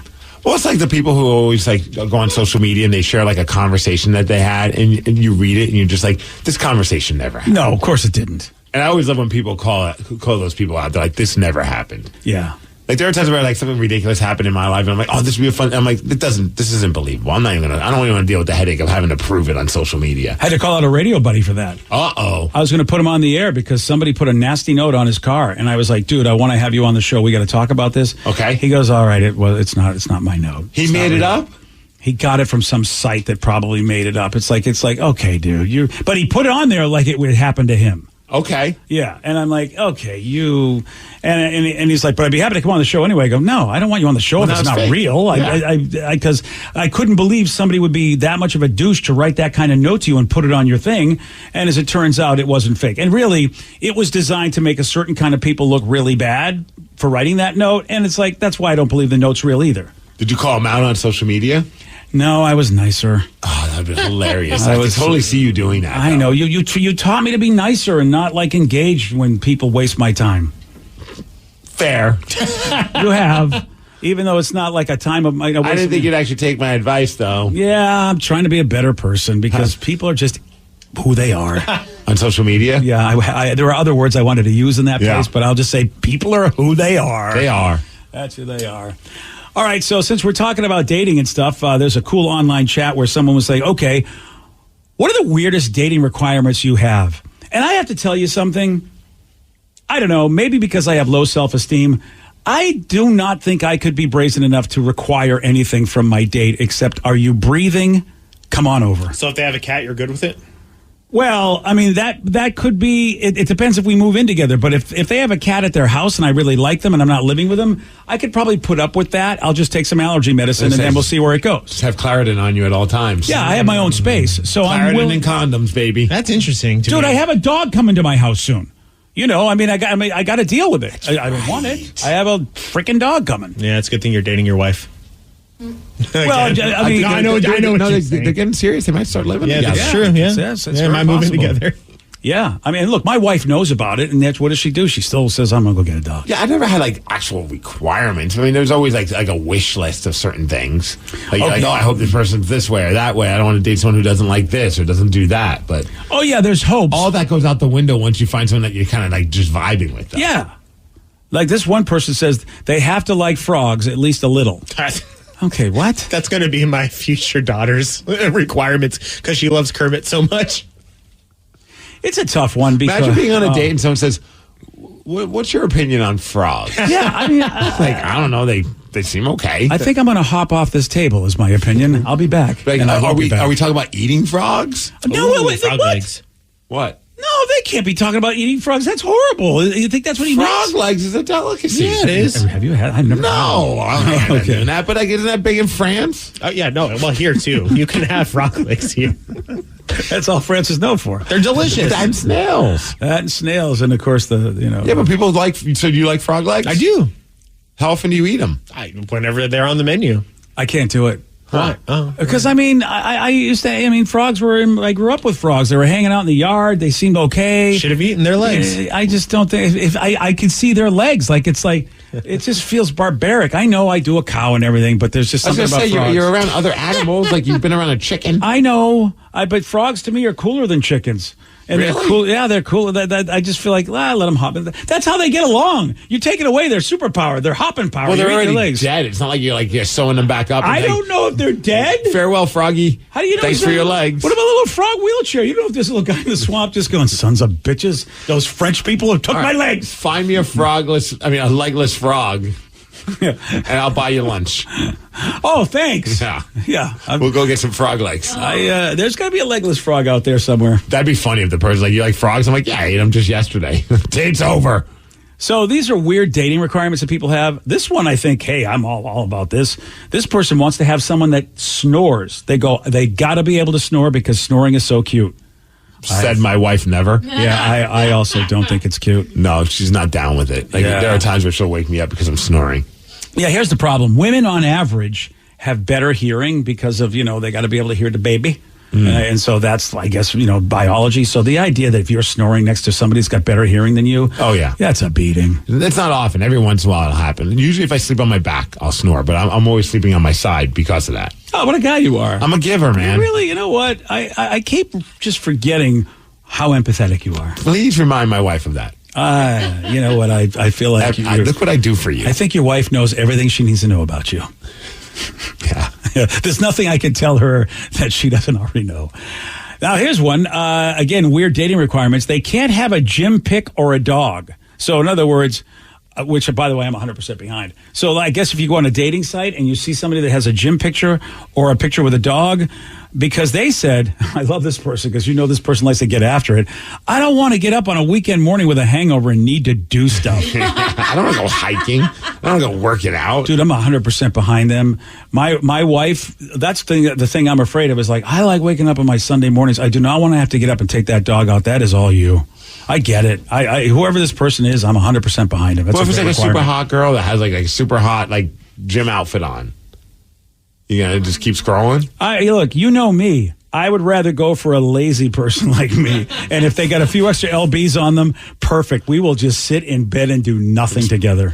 Picturing some chick on a couch with shirts kind of like doesn't make it all the way past her stomach, and there's just like random crumbs of food on That's her. my girl. That actually would be pretty awesome. That's my girl. Yeah, these are some weird dating requirements. I don't know if that's the case for me. All right. I don't know. We've got some dudes that are really sketchy today. Got the guy lying to women to get all three of them for a possible 3-way, 4-way. Now we've got this guy that lied and said that he had cancer just so that he could play in the World Series of Poker. Wow. I'll tell you all about this at 8:17 on The Rock. BJ and Migs, mornings on The Rock, 99.9 KISW. 99.9 KISW, The Rock of Seattle. Oh, you gotta love a good scam. Back in June, this 37-year-old from California named Rob said that he had stage 4 colon cancer and had a dying wish. Said, hey, man, I would love to play in the World Series of Poker in Vegas while I'm still around. Oh, man, okay. So he went on GoFundMe, which, look, if it were true and real, I think a lot of people would say, look, you can't fault the guy. Right, let's help him make his dream come true. Cost $10,000 to be in the World Series of Poker. Total donations were valued at $30,000, pretty much more than that, including a free suite at the Bellagio. So does someone just say, hey, I feel for your story, so I'm going to hook you up with a suite at the Bellagio? I guess so. Which I understand. Look, you know me. My only problem with Make-A-Wish is it's like they're making wishes for people that aren't terminal, and I thought, well, I don't know how I feel about that, but okay. Still the strangest take ever. This guy, though, your strange takes, that might be my least favorite. I remember what Make-A-Wish used to be, and I just feel like, look, it makes sense. Make a wish for somebody that's not going to be on the planet. Yeah, let's not just try and help somebody's quality of life while they're suffering from awful stuff in their life. Look, they got time to figure it out. Okay. But meanwhile, this guy, he looked like he fit the bill for my qualifications. He had what seemed to be terminal cancer. So I have no problem with this, except he was lying and did not have cancer at all. No colon cancer, nothing. What a terrible poker player. Aren't you usually supposed to have like that poker face that you never let in on the lie? Yeah. I don't know how they found out, but he did tell a reporter that he regrets this, and he blamed it on being too embarrassed to reveal that he actually has breast cancer. But now I've heard of some guys that do have that. I think Peter Criss from KISS battled breast cancer. Now, here's the thing. People think that's a lie, too. Why? He said he suspects he has breast cancer, but he has not been diagnosed. I don't know. How do you suspect you have breast cancer? If you do, wouldn't you go get checked out right away? That's some serious business. I kind of hate this guy. Yeah, I do, too. He is the worst. And he's refusing to pay back the money because he claims, oh, no, I'm really sick. He just might also not have it at this point either. He did get knocked out of the tournament a few hours in, so that money was... I was kind of going to ask, how did he do even in the World Series of Poker? Now, I like this. GoFundMe stepped up. They actually issued refunds to everyone who donated. Gosh, I wish Kickstarter would do that. I have so many unfunded projects, man. That would be great if they could do that. They banned Rob from their site, and he's been shunned by the poker world. Boy, when you're shunned by the poker world, that's a big one. So when he goes to a casino, they're going to be like, yo, you're that guy. You're colon cancer, man. I know. I don't know how you shun this guy. No word on any charges yet, but they might be in the works. And GoFundMe, of course, had to put out a statement like, hey, we're going to cooperate with law enforcement if charges are filed. You can't blame GoFundMe on this. I mean, especially since they did the right thing and did refunds. Right. Well, they can't monitor everybody to see if they're legit. Sometimes you wonder with some of the people, especially when somebody starts it themselves to GoFundMe, I'm like, am I really helping this person out, or is this a scam? Yeah, I'm afraid that's kind of where I'm at these days. Well, yeah, because you said something about Kickstarter. How many unfulfilled Kickstarters do you think you have? I probably have 3 to 4, And some of them, I've spent hundreds of dollars on. And I thought you get refunded if the Kickstarter doesn't go. So they raise the money. They raise the money and they take the money, and you can't get it back if they don't use the money to be on your game. Oh man, you'd have to sue so them. It's like buyer beware kind of a thing. Yeah, it's kind of what sucks about crowdfunding is that can happen sometimes. Now, most of the time, I get what I want. But some of the times, you just don't get it. So do they just ghost you at that point, or do they? They ghost everybody. You see all the comments. Oh, I thought they were going to keep saying, "Oh, we're getting to it. Oh, we're getting to it." See, that's what I thought. Yeah, like maybe like they're just they keep posting like, "Oh, we had production delays," but if they just disappear, they ghost. What can you do? Because there are those ones you're talking about, Danny. Because of the pandemic, there's a company that really makes very intricate games, and so you know that the pandemic really hurt them because of the supply chain and all the things that they have to do to get their game out. It's not just a simple board and dice. And I've been waiting 5 years for one. 5 years. Yeah, and they just said, okay, we think we're going to fulfill it, but we have another game, and if this other game is easier to do, even though this game was basically kickstarted later than your game, we're going to fulfill that. I'm like, are you blanking kidding me? Because what companies do on Kickstarter is they release a new Kickstarter before they've even delivered the last Kickstarter because they're trying to keep that money train going. Right. They use the money from one Kickstarter to pay for an old Kickstarter, and they just keep chasing that dragon, hoping that works. A lot of these things. Like recently, I had that kind of an issue with a goalie company that I was making some kind of hockey equipment that I wanted, and I ordered it, and on the website it says, it's custom made, so it's like it's going to take about 8 weeks for it to be fulfilled. 5 months later, still haven't received it, and I'm just like, what in the hell is going on, guys? That sucks. So I'm like, and sometimes when you write these people, they kind of come off like, everyone's still waiting. You just got to be patient. And I'm like, well, I don't need to feel like the villain because I'm asking. And that was like a while ago. So now I was like, well, crap. Now it's been 5 months. I need to see what the hell's going on. And I messaged the guy. And he was cool. He's just like, look, we're waiting for them too because I guess they're just like the middle person. Like the company basically takes your order, and then a company then makes the things. And I didn't realize that. I was like, oh, okay. He's like, well, we're just going to upgrade everybody's quality. Like, it's a goalie mask. So they're going to upgrade the quality. So it went from being like, a certain level to a higher level, which I was like, that's cool. Still kind of want. I was like, when am I going to get it though? Oh, dude, I'll promise you all the upgrades in the world if I never plan on giving you the product. Dude, that's what part of me wonders. Like, it's like, okay, I hope this person's on the up and being cool about it. He's like, we get him on Monday. Yeah. So now if I don't get it in a couple of weeks, I'm like, well, what do you mean you got it on Monday? Like, it shouldn't take like a month then to mail this thing. I am still waiting on something that I bought because I clicked on an Instagram ad. Oh, and I'm pissed. Uh-oh. Because Christmas is coming, and every year they show you that fancy thing that attaches to the tube but can cut the paper and do it exactly even. And Wait, you purchased something to cut your Christmas wrapping paper? Oh, dude, this thing is awesome. Plus it's stored. Well, is it awesome? You haven't gotten it yet. But it also keeps the paper together so you don't have to tape the wrapping. You know how when you have wrapping paper and it unravels. So this thing stays on there. It's a massive inconvenience. And it makes a perfect cut. I've never once seen this ad. I have one. Oh, of course. I haven't got mine yet. In her purse, probably. Yeah, it's not Christmas, Danny. What does this even look like? So here's the thing. Did you get it just off a random ad? You could just gone to Amazon. I don't know. I saw the ad and I didn't know Amazon had them. Yeah, you always have to double check. I'd rather go to something that that's I know reputable. would refund me and reputable. That's some strange website from China that's selling jerseys. Yeah, I don't feel bad for you, BJ. Wow. Yeah, I thought you were smarter than this. Well, I mean, it looked like a legitimate thing, and I clicked on it and said, I'll buy this. They always look legitimate. It's an ad on. This is what irritates me. Here's what irritates me as you say that. Why do people spend money on Facebook and Instagram advertising if nobody trusts it like you, Vicky? I mean, you do make a good point. They make so much money off of these ads. If people are not buying, why are people convinced that internet advertising works if nobody trusts the friggin' thing? I'll like double check it, make sure, because like there's certain things I see on like Facebook not Marketplace, but Facebook ads. I'm like, that is cool. I really want that. And then I click on like whatever the link is. I'm like, this website does not seem at all worth the risk. No. Yeah. And you say, like, there's people like me that doubt it, but you bought something from it. There's millions of people that don't know, don't realize, aren't computer savvy. So they're just taking your money and they're never going to fulfill it. They're like, it's going to take my money. It's a website, right? I'm going to get my product. My point being is that people trust Facebook, which is why they go, advertise with us. We are a big thing. And it's just like with us. We advertise here on the radio. But if something goes wrong with anything that we advertise on the radio, you can get in touch with us and we can try to make make it right. Which is why I don't think Facebook advertising and internet advertising is as wonderful as it is, because now I feel like an ass. Oh, yeah, because good luck trying to contact anyone at Facebook. They're never going to. Yeah. There's no way care. to. And to me, it's like, that is horrible. Like now, and also because of Vicky's attitude towards me, which I can't blame her, I feel like an idiot. I will never click on and buy anything from Facebook ever again. Because I feel like an idiot right now. And why is this so trusted?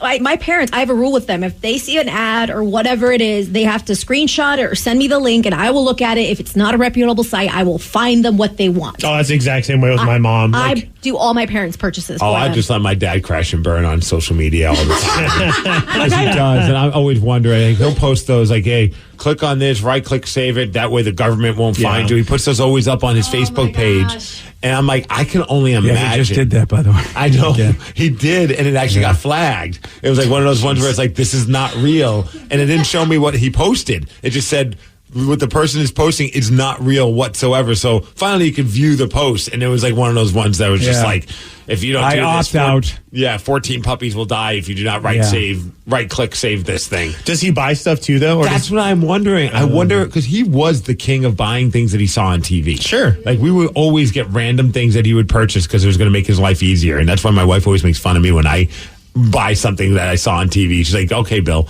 But I wonder how many things he has attempted to purchase on social media but never got. Like, I don't trust every site. Like, obviously, anything comes to me in email, I'm not buying anything from that. It's just, I figured, okay, Facebook. Oh, but no, Facebook's the worst. Okay. They'll take how are anybody. they getting, then how is anybody believing in them as an advertiser? I mean, I don't know how many people are, though. Yeah. A lot of old people. A lot of old people. Well, I'm just saying that also advertisers going to Facebook, as Facebook goes, we're a legitimate place. You should put your advertising money here, advertiser. And I'm like, why would you when nobody believes in anything that Facebook has? Your ad is wasted on Facebook because nobody thinks you're legitimate. Oh, see, I don't think that, because I think I have a pretty good filter of being able to tell the fake sites from the real sites. Yeah, because sometimes I'll get just like a full Amazon, like, here's all the stuff that we think you may like, or Dick's Sporting Goods, or whatever. Fanatics, and those are all legit places. Mm-hmm. And you go to the website, and you can tell it's a legit website. Whereas, like, there's some of the other ones, you're like, oh, this is, there's 15,000 characters when you click on the website. That's not going to be right. Yeah. And also, I don't think there's a lot of. I think you're picturing them like how the old school radio days, where like a client comes, meets with the station, meets with the salespeople, works out a deal. I think on like social media pages, it's just like, click here to advertise. They send the money, and then it just goes up on the website. Like, I don't think there's any thought in like who the company is that's trying to advertise on Facebook. I don't think Facebook is even paying attention to that. No, They're just taking whatever money that company is giving them to then put the. Oh, I'm not mad at Facebook. But you keep saying, how could Facebook do this? No, I'm saying how could people believe in Facebook who are advertisers? So I might be saying it wrong. In other words, if I had advertising money and I all of a sudden hear about all the bad things that people are involved with because Facebook lets these scam sites just be on there, why would I want my business on there? Because you're making a lot of money. Because people still are buying from Fanatics. They're not buying. But how do I know? Like, if I see that thing on my right side, I'm done, Danny. I'm not going to click on there ever again. I'm not going to try to. Like, you guys have the time to go through and try to vet sites that are real or not real. I'm just like, wow. But Facebook, it's easy though, because like right now, like there's a cool like water jug for the New Jersey Devils that just showed up as a sponsored ad. But I can see right there, it says shop.nhl.com, so I know it's legit. I don't know that's legit. I mean, I don't know if that's the official website for the NHL. It sounds like it is, but again, the place I clicked on also felt like it was a legit site too. I really don't know. I agree with you, Steve. It sounds legit. Because it is. I know that. Yeah. Well, because you've been to that site. Yes. Now, me for the first time, I'll tell you, you go to these sites, you guys are savvy enough. My thing is since I'm not savvy enough, I will never click on one of these Facebook ads ever again. That's why I think it's a horrible place to put your advertising money because of the fact that Facebook lets scammers on there. That's what I mean. Like, I don't trust Facebook for anything because they let scammers on there and they get mixed up with the supposedly real advertisers. I think it's a horrible place to put your advertising money. I'd rather put my advertising money in a place where I know the company will not let people scam people. And how dare you have ethics? I know that. To me, you would be a terrible social media page. Yeah, I would be. I think you're crazy to do that because you younger folks just go, you know what? We're going to get scammed. We just have to be smart enough to go through the scam. Someday you're going to be scammed when you thought it was real. And then you're going to be like me. But you guys are savvy, so maybe it'll never happen. Oh, there have been times where I purchased something and it took like a billion years to finally show up. And when it did, I was like, oh, crap. This is clearly from like some website in China because the sizing is completely off. Yeah. And you just chalk it up to a loss. Yeah, see, you guys, I guess that's a generational thing. I am like pissed. And I'm like, F you, I will never patronize your page again for basically allowing a scammer to get through and take my money. Come on. But that's old school, I guess. I'm done. And Vicky made me feel stupid. Well, I mean, it wasn't hard. I still think it's odd that you need to have something that you could just use a set of scissors to cut. Vicky's got one. Paper. Well, Vicky's got everything. I'm not saying it's cool. It's unnecessary. Look at that. Unnecessary. Look at it. It keeps the wrapping paper stored in a roll so it doesn't unravel. You use a rubber band. You need a rubber band and you need scissors. This takes the place of both. I don't need a rubber band. Well, how do you keep your thing so it doesn't unravel? Just roll it and throw it in a corner in the closet and put enough things next to it and it doesn't unravel. Yeah. All right. Well, I think you guys probably have messy wrapping paper. Vicky knows what's up. Okay. How dare you assume that my wrapping paper is messy? It flaps all over the place and gets all ripped and everything. It's flapping all over the place. It's not like a flag. Are we still talking about wrapping paper? Yeah. So. Okay, not positive. Yeah, we are. Yesterday, Steve, him and his flaccid wrapping paper, got this one right. What was the first planet to be discovered using the telescope? That would be Uranus, Sarah. Sure is. What? You want a shot at beating Steve? You got it. 206-803-ROCK. We're playing Beat Migs. Going to do that at 8:47 on The Rock. Today's podcast was brought to you by Travis Gagne, bankruptcy attorney. He's here right now and has agreed to answer more of your questions about bankruptcy. How do I know if bankruptcy is going to provide me with relief? What are the steps for my situation? There's so much information out there about bankruptcy with the internet and what people have heard from friends and other people that they've talked to about their financial issues or bankruptcy. There's also a lot of bad information out there or urban legends about bankruptcy. In order to determine whether bankruptcy makes sense for you, you need to talk to an attorney that's experienced in bankruptcy. So in order to determine whether bankruptcy makes sense for you, you should talk to an experienced bankruptcy attorney. And my job is not to convince you to file bankruptcy. My job is to help you to make that decision and have all the facts so that you can make an informed decision about whether bankruptcy makes sense for you, what benefits it's going to have for you, and what the downside of filing bankruptcy is. Thanks, Travis. If you have more questions about bankruptcy, you can reach out to Travis anytime at choosetherightchapter.com. Have you or a loved one been injured in an accident? Are you struggling to recover fair compensation? Look no further. At Phillips Law Firm, the experienced personal injury attorneys will fight for your rights and get you the justice and compensation you deserve. They handle a wide range of cases, including car accidents, slip and falls, medical malpractice, and workplace injuries. Justice is a phone call away, so don't wait. Call today for a free case review. Call 1-800-JUSTICE or visit justiceforyou.com. Your home is going into foreclosure and you feel like a financial wreck. You don't know where to turn for accurate information. I'm bankruptcy attorney Travis Gagne. Let's talk about some legal options.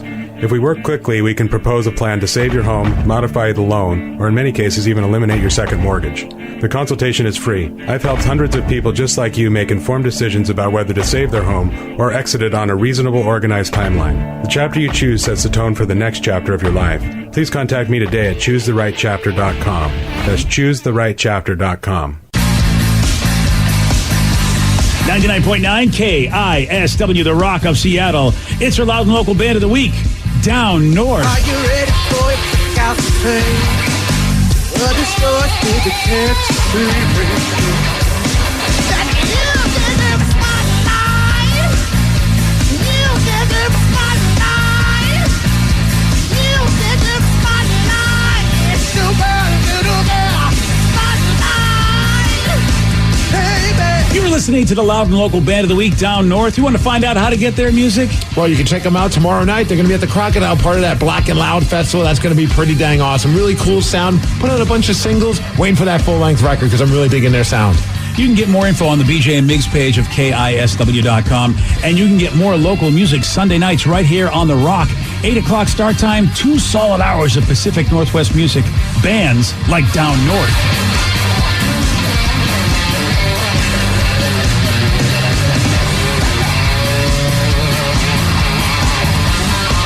Let's play Beat Migs. I will beat anyone.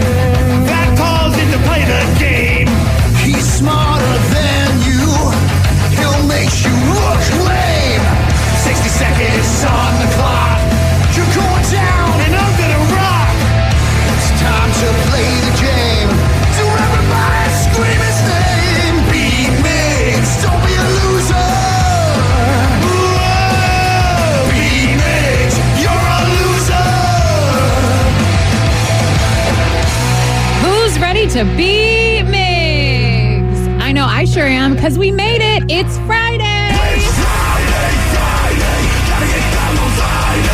Danny's jumping.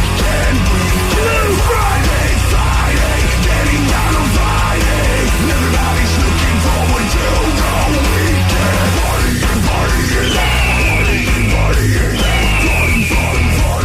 Looking forward to the weekend. We made it through another week, you guys. And if you don't have plans tomorrow night, Danny and Joe are actually going to the Black and Loud Fest. At the nice. Crocodile. We're at the Crocodile. Yeah, we are. Oh, I'm excited for you guys. Have you ever seen King Youngblood play? I have not. They're amazing. I mean, there's a Okay. lot of great bands that are a part of this, but yeah. King Youngblood are an amazing band. I haven't seen them play, but I love their music. Well, and it's funny too. I put together the Loud and Local band down north, and I was jamming the entire time. I'm just excited to go listen to some local music. Nice. Yeah, it's going to be a good time. Let's get to our contestant. We have Andrew from Seattle. Andrew, are you there? I'm here. All right, Steve, now get out of here. Goodbye. For those playing at home, Andrew has 60 seconds to answer 10 questions. You can pass all you want, but you will only get 3 guesses per question. Are you ready? Oh, yeah. Who is the only performer to ever turn down Weird Al's request to parody their music? Pass. What part of the human body serves the purpose of maintaining balance? The ears? Yes. The eardrums? The documentary Super Size Me was about which fast food chain? McDonald's. Yes. It is said that the center of the earth is comprised of 20% nickel and 80% what? Iron? Yes. The only 2 ATMs in Antarctica are owned by what bank? Chase? BECU? No. Bank of America. No. What kind of bird is Sesame Street's Big Bird? Ostrich? No. Pass. Blistex and CarMax are best known for selling what product? Cars? No. Insurance? No. Pass. Which country's flag has an eagle and a snake on it? Pass. The Wizard of Oz came out in what decade? The 40s. Oh, so close. So close. Yeah. Andrew, you got 3 correct. That is not what we call a good performance. You know, it No, it's wasn't not. great. Yeah. But you never know. You know, sometimes you just got to pass. A lot of dudes go slow in this game, and if you just pass your ass off, you have a better chance. Pass your ass off. You got to. You can't sit there and go, You just got to go, I don't know it, and pass. I really don't know if he would have had a better chance. You're but probably right, but we'll I mean- see. Steve, are you ready? Oh, yeah! Who was the only performer to ever turn down Weird Al's request to parody their music? Oh, that is Michael Jackson. No, not Michael Jackson. Sorry. Coolio. No. We know this, and I can't remember. Yeah. Pass. Yeah. What part of the human body serves the purpose of maintaining balance? Your feet. No. Equilibrium. No. Your brain. No. Oh. The documentary Super Size Me was about which fast food chain? McDonald's. Yes. It is said that the center of the earth is comprised of 20% nickel Prince. and 80% Prince. what? Yes. What was that? It is Okay. said the center of the earth is comprised of 20% nickel and 80% what? Aluminum. No. Dirt. No. Math. No. The only 2 ATMs in Antarctica are owned by what bank? I'm going to go with Bank of America. No. Washington Mutual. No. BECU. No. What kind of bird is Sesame Street's Big Bird? He is a bird. No. A big one. No. He is a large bird. No. No, sir. Blistex and CarMax are best known for selling what product? Chapstick. Yes. Oh. Woo. Lip moisturizer. I don't think. Chapstick is not correct because Chapstick's a brand. That's a name. brand. He didn't get it right. Oh. Yeah, it's lip balm. Lip balm. Yeah, no, Yeah. dude, I'm not going to argue you. Yeah. Well, Steve, that means you dropped a deuce. Yeah, you did. And you That- lost that was 3-2. Oh, no, chapstick is totally right, BJ. Ooh, That's a so big close with the difference. tie. Yeah. Oh, I'm glad I got that Prince one, though, because honestly, I'm more happy about getting that one right than anything else. I feel Andrew? like that's what screwed your game. It did. I put you down, Andrew, but you got to win, so I got to take it back and thank you. Yeah, no problem. Thank you, guys. All right, there you go. I think he's just as surprised. fired up. Yeah, he really is. I mean, but you know what? I'm fired up too. Oh, yeah. Oh yeah, baby. That was a close one, though. I feel like that's what Mariners games are going to be like. Well, I should say, I hope they're going to be like that because if they can hold those Texas bats down, I think otherwise we're going to get wrecked. It's going to be either 3-2 or 15-3. Oh, good. Yeah, so we got to keep it close. I see big wins on our horizon. All right. One that Andrew got correct. What part of the human body serves the purpose of maintaining balance? The toes? The ears. The ears? I know. Your ears are all about your balance, baby. I was shocked about that, too. I had fluid in my ears once, and I could not maintain balance for a week. Oh, it was real okay. bad. Yeah, it's bad, man. You had food in your ear? Fluid. Oh. Dude, I heard the same thing. I was like, what? How did you get food in your ear? Don't ask questions, Steve. Don't answer. It was pretty kinky. Wrong hole. It is said that the center of the earth is comprised of nickel and iron. Yes. And does anyone know Sesame Street's Big Bird? Boy, is he a canary? He is. He's just huge. He's but huge. Yeah. But he's so yellow and he looks like a big ass canary. So big ass canary. And that's what he is. And then, which country's flag has an eagle and a snake on it? Vicky You knows. didn't get to this one, Steve. Yeah, Which Vicky knows what? this. Which country's flag has an eagle and a snake on it? Is that country? I gave you a clue. A huge Mexico. clue. There we go. There we go. Yep. And BJ, the Wizard of Oz came out in what decade? He was so close when he said the 40s. It's considered one of the best years ever for movies, 1939. Yep. Almost the 40s, but not quite. Yeah. Well, Steve, congratulations on that terrible performance. Thank you. I appreciate the congratulatory At message. least you got Prince. Yes, that's all that matters to me. There you go. Good job, buddy. Get me the win, of course. Thank you. It is time for Listeners on the Loose. This is your opportunity. You get to pick the topic. You get to guide the show. Call us, text us at 206-803-ROCK. We got your calls. We got your texts. We're going to take those at 9:17 on The Rock. BJ and Migs, mornings on The Rock, 99.9 KISW. 99.9 KISW, The Rock of Seattle. It's Listeners on the Loose. Brought to you by Kia of Puyallup. Listeners on the Loose, where you pick the topic, you guide the show. 206-803-ROCK. That's the number to call. Also, the number to text. Remember, if you get through, though, Steve has a rule. It's a very simple rule, and that's to show some energy and bring it. Otherwise, you're going to have to be gone. You will be gone. Yeah. Come on now. You're going to have to be. And we're going to have to say goodbye to you. Goodbye, old friend. 206-803-ROCK, the number to call, the number to text. Justin in Colville, you are on The Rock.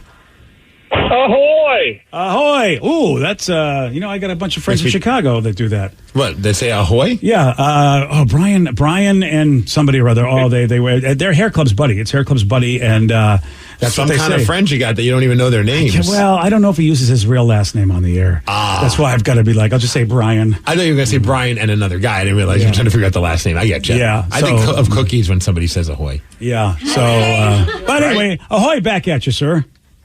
Yep, it's the original hello. So nobody else does You're it. right. Yeah, It's the naval hello, really, isn't it? Ahoy there, matey. Or is it piratey? I don't know. Yeah. I don't know. Anyways, I think you're going down, BJ, and I think you're buying breakfast tomorrow for everybody because the Mariners are going to win tonight. That's All what's right. up. Justin, are you basing this on anything just because you know what? You want to be a big fan and you want to go? Because I am really worried about these Texas Rangers now that their lineup is back and healthy.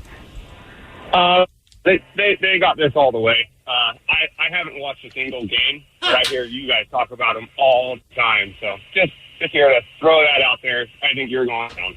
All right, fair enough. And get a good breakfast out of them. Not no McDonald's. Get something good.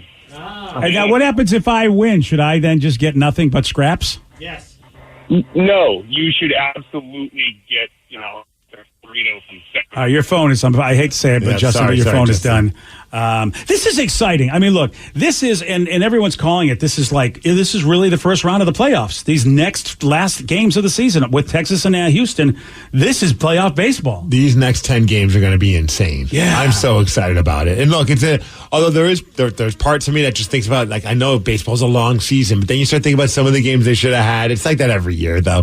But where you're just like, man, if they would have just won a couple more here, a couple more there, that's why you got to play hard every game. Well, it's If I was brilliant. their manager, that's what I would say. For the most part, Major League Baseball designed it well where, if you've got teams in the same division fighting for a playoff spot and you end playing them, that's really cool. Oh, yeah. And that's definitely what's happened for the Mariners. And the Blue Jays are facing Tampa Bay twice. And that's their rivalry. So they're, and that can help us if Tampa Bay beats them, because Tampa Bay is also chasing the Orioles for first place. So there's a lot of drama going on, and I don't even know what the hell. And I think in the National League, it's even closer with the wild card battle. So this is exciting. This is when baseball is like football. I got to imagine the brass for the Mariners, the Astros, and the Rangers are just got the biggest, what-ski going on down below their waist, because they're just like, holy smokes, you couldn't ask for a better ending of the series. Of the season, because ratings are going to go up for TV for people watching, and then the ballpark's going to be packed with people watching as well. What a good run this is going to be. Yeah, and for Texas, it's great for them because they really have not been great for a while. Houston, of course, we know what they've done. I saw somebody recently, an article that talked about how obviously Julio Rodriguez is being talked about as a potential MVP of the season. Yes, and I don't think there's anyone that can argue that. Granted, I'm not paying attention to any other team, but to me, he's our MVP. But some are even saying that J.P. Crawford is a guy that people are being considered. I saw that too. And I know, Steve, I'm not following close enough, but obviously I would look at the other contenders and see in the American League. I mean, obviously in the National League, Acuna seems to be the shoo-in for that. Right. I mean, when you think about Mookie Betts is also in that league, who's also having a terrific season, compared to maybe, JP and Julio having good seasons, but the numbers that those other two dudes have put up definitely are much better, over the whole season. So it's still nice, though, that they're being considered. Surely for the Mariners, those two guys have been amazing. Just the fact that he's being talked about. I mean, I think a lot of people going into the season were just like, yeah, we know JP's good with his glove, but, man, are we hurting ourselves by not having a good bat right there? And he's having his best offensive year to the point where people are even considering him to be a dark horse, but somebody that people are talking about for an MVP. Yeah, they thought he'll get some votes, and Julio would get some votes. Which better not take away from Julio's votes, though. Yeah, that could be a problem. And his defense, which I predicted, and Mitch owes me something. Because that's Did you bet? We should have, but he was I told him that J.P. Crawford was going to be so valuable with the shift change, and that's proved out to, his defense has come back, he's healthy, and the bat also, which was a bonus. Let's not forget, my MVP is, of course, Teoscar Hernandez. Hey, he's done better than I think he did last year, which means the Mariners made a good choice. The guy's played some good ball for us. And you doubted him. I did. I had to put my money where my mouth was and say, no, BJ, you're wrong. A lot of us doubted him, if you remember what he was. I mean, not Steve Miggs, I tell you. No, you don't doubt anybody, though. That's true. I think everybody's great. Yeah, sure do. I'm always sad when players leave the team, and then I fall in love with the player that replaces them. Yeah, so this is I'm not very loyal. Yeah, you're super loyal. I'm loyal to the team, man. Yeah. To the name on the front of the jersey, not the name on the back. That's what it's all about.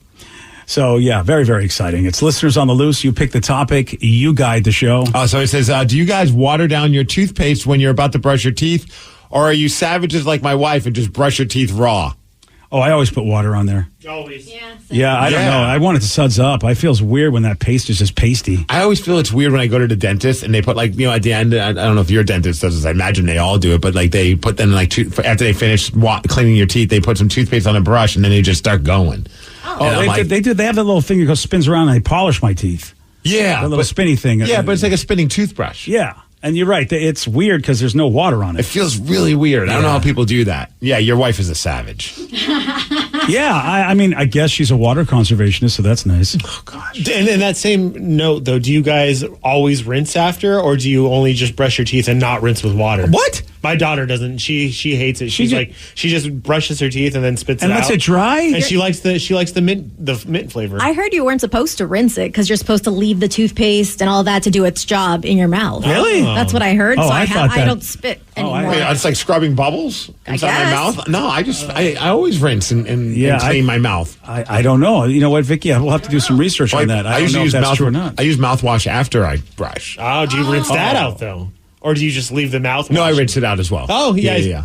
Oh, I don't do any of the mouthwash. Tatum's a savage. She just puts it on there with nothing and then doesn't even bother rinsing her mouth unless I tell her to. Oh, yeah. And I'm like, granted, children's toothpaste is like basically candy. Bubblegum flavor. It's like, it's very edible. Yeah. I think because they realize that. But then there are times when she just takes her toothbrush and she's just like smacking her tongue with it. I'm like, that's not how you really brush your tongue.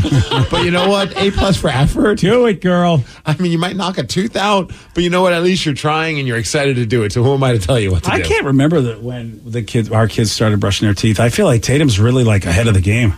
No, it's mom. Mom's very, she's person that has always been all about oral hygiene. So, well, yeah, you should be, because the articles are coming out talking about if you don't have your oral hygiene taken care of, you are going to get sick. It's like the easiest thing to maintain to keep yourself from getting sick. I'm the dumbass parent that's just like, whatever happens, happens. She's going to lose these teeth anyway. Well, unless she's one of those people that keep the baby teeth forever. Oh, yeah. Which those folks look really weird sometimes when you see them smile. Lily, we were on a really good streak of like losing teeth for a while there, and then she hasn't lost a tooth in probably 2 years, and I was like, what's going on? Are these going to leave you? Yeah, no, the dentist says it's fine, but it was just like all of the front teeth went away for, really quickly, and then all of a sudden it's like the molars are just sticking in there. Huh. Don't know what to make of that, buddy. She's also super excited to get braces, and I'm like, okay, child. Well, because Dad has them. Well, I guess, but she's just like, she thinks she has crooked teeth already, and I'm like, yeah, you're a child. You're supposed to have crooked teeth. Yeah. And she's like, I want braces, Dad. And I was like, no, you really don't. Well, Dad's wallet doesn't want you to have braces. Yes, but on the same token, it's just such a pain in the butt that I'm like, no, you don't want braces. It's so weird because Sarah was like on the other side of that. She didn't care what her mouth looked like. She goes, I'm not getting braces. Oh. Well, that explains a lot. Yeah. Does it? Yeah, she has a weird face. I don't know. She has a weird face. Okay. Braces don't fix the whole face. Wow. And I think your face isn't weird. Okay, then. You just got the number one. Yeah, I always get that. That's fine. I can't wait for this big concert you guys are going to. You can, when you guys are going hanging out this weekend. Oh, Sarah's not invited. She's not coming. Oh, you're not just coming me and Joe. Yeah. Oh, okay. Well, I can understand why you're not coming. Your face is too weird for black and white night, apparently. All right. You pick the topic. You guide the show. It is Listeners on the Loose. Whatever you want to talk about, we got your calls. We got your texts. We'll take those at 9:33. Let me give you the number. 206-803-ROCK. All right. We'll talk to you at 9:33. BJ and Migs, mornings on The Rock, 99.9 KISW. At OXO, there's a recipe for innovation. We create products that put a new spin on form and function. Add a small measure of convenience, a peel of comfort,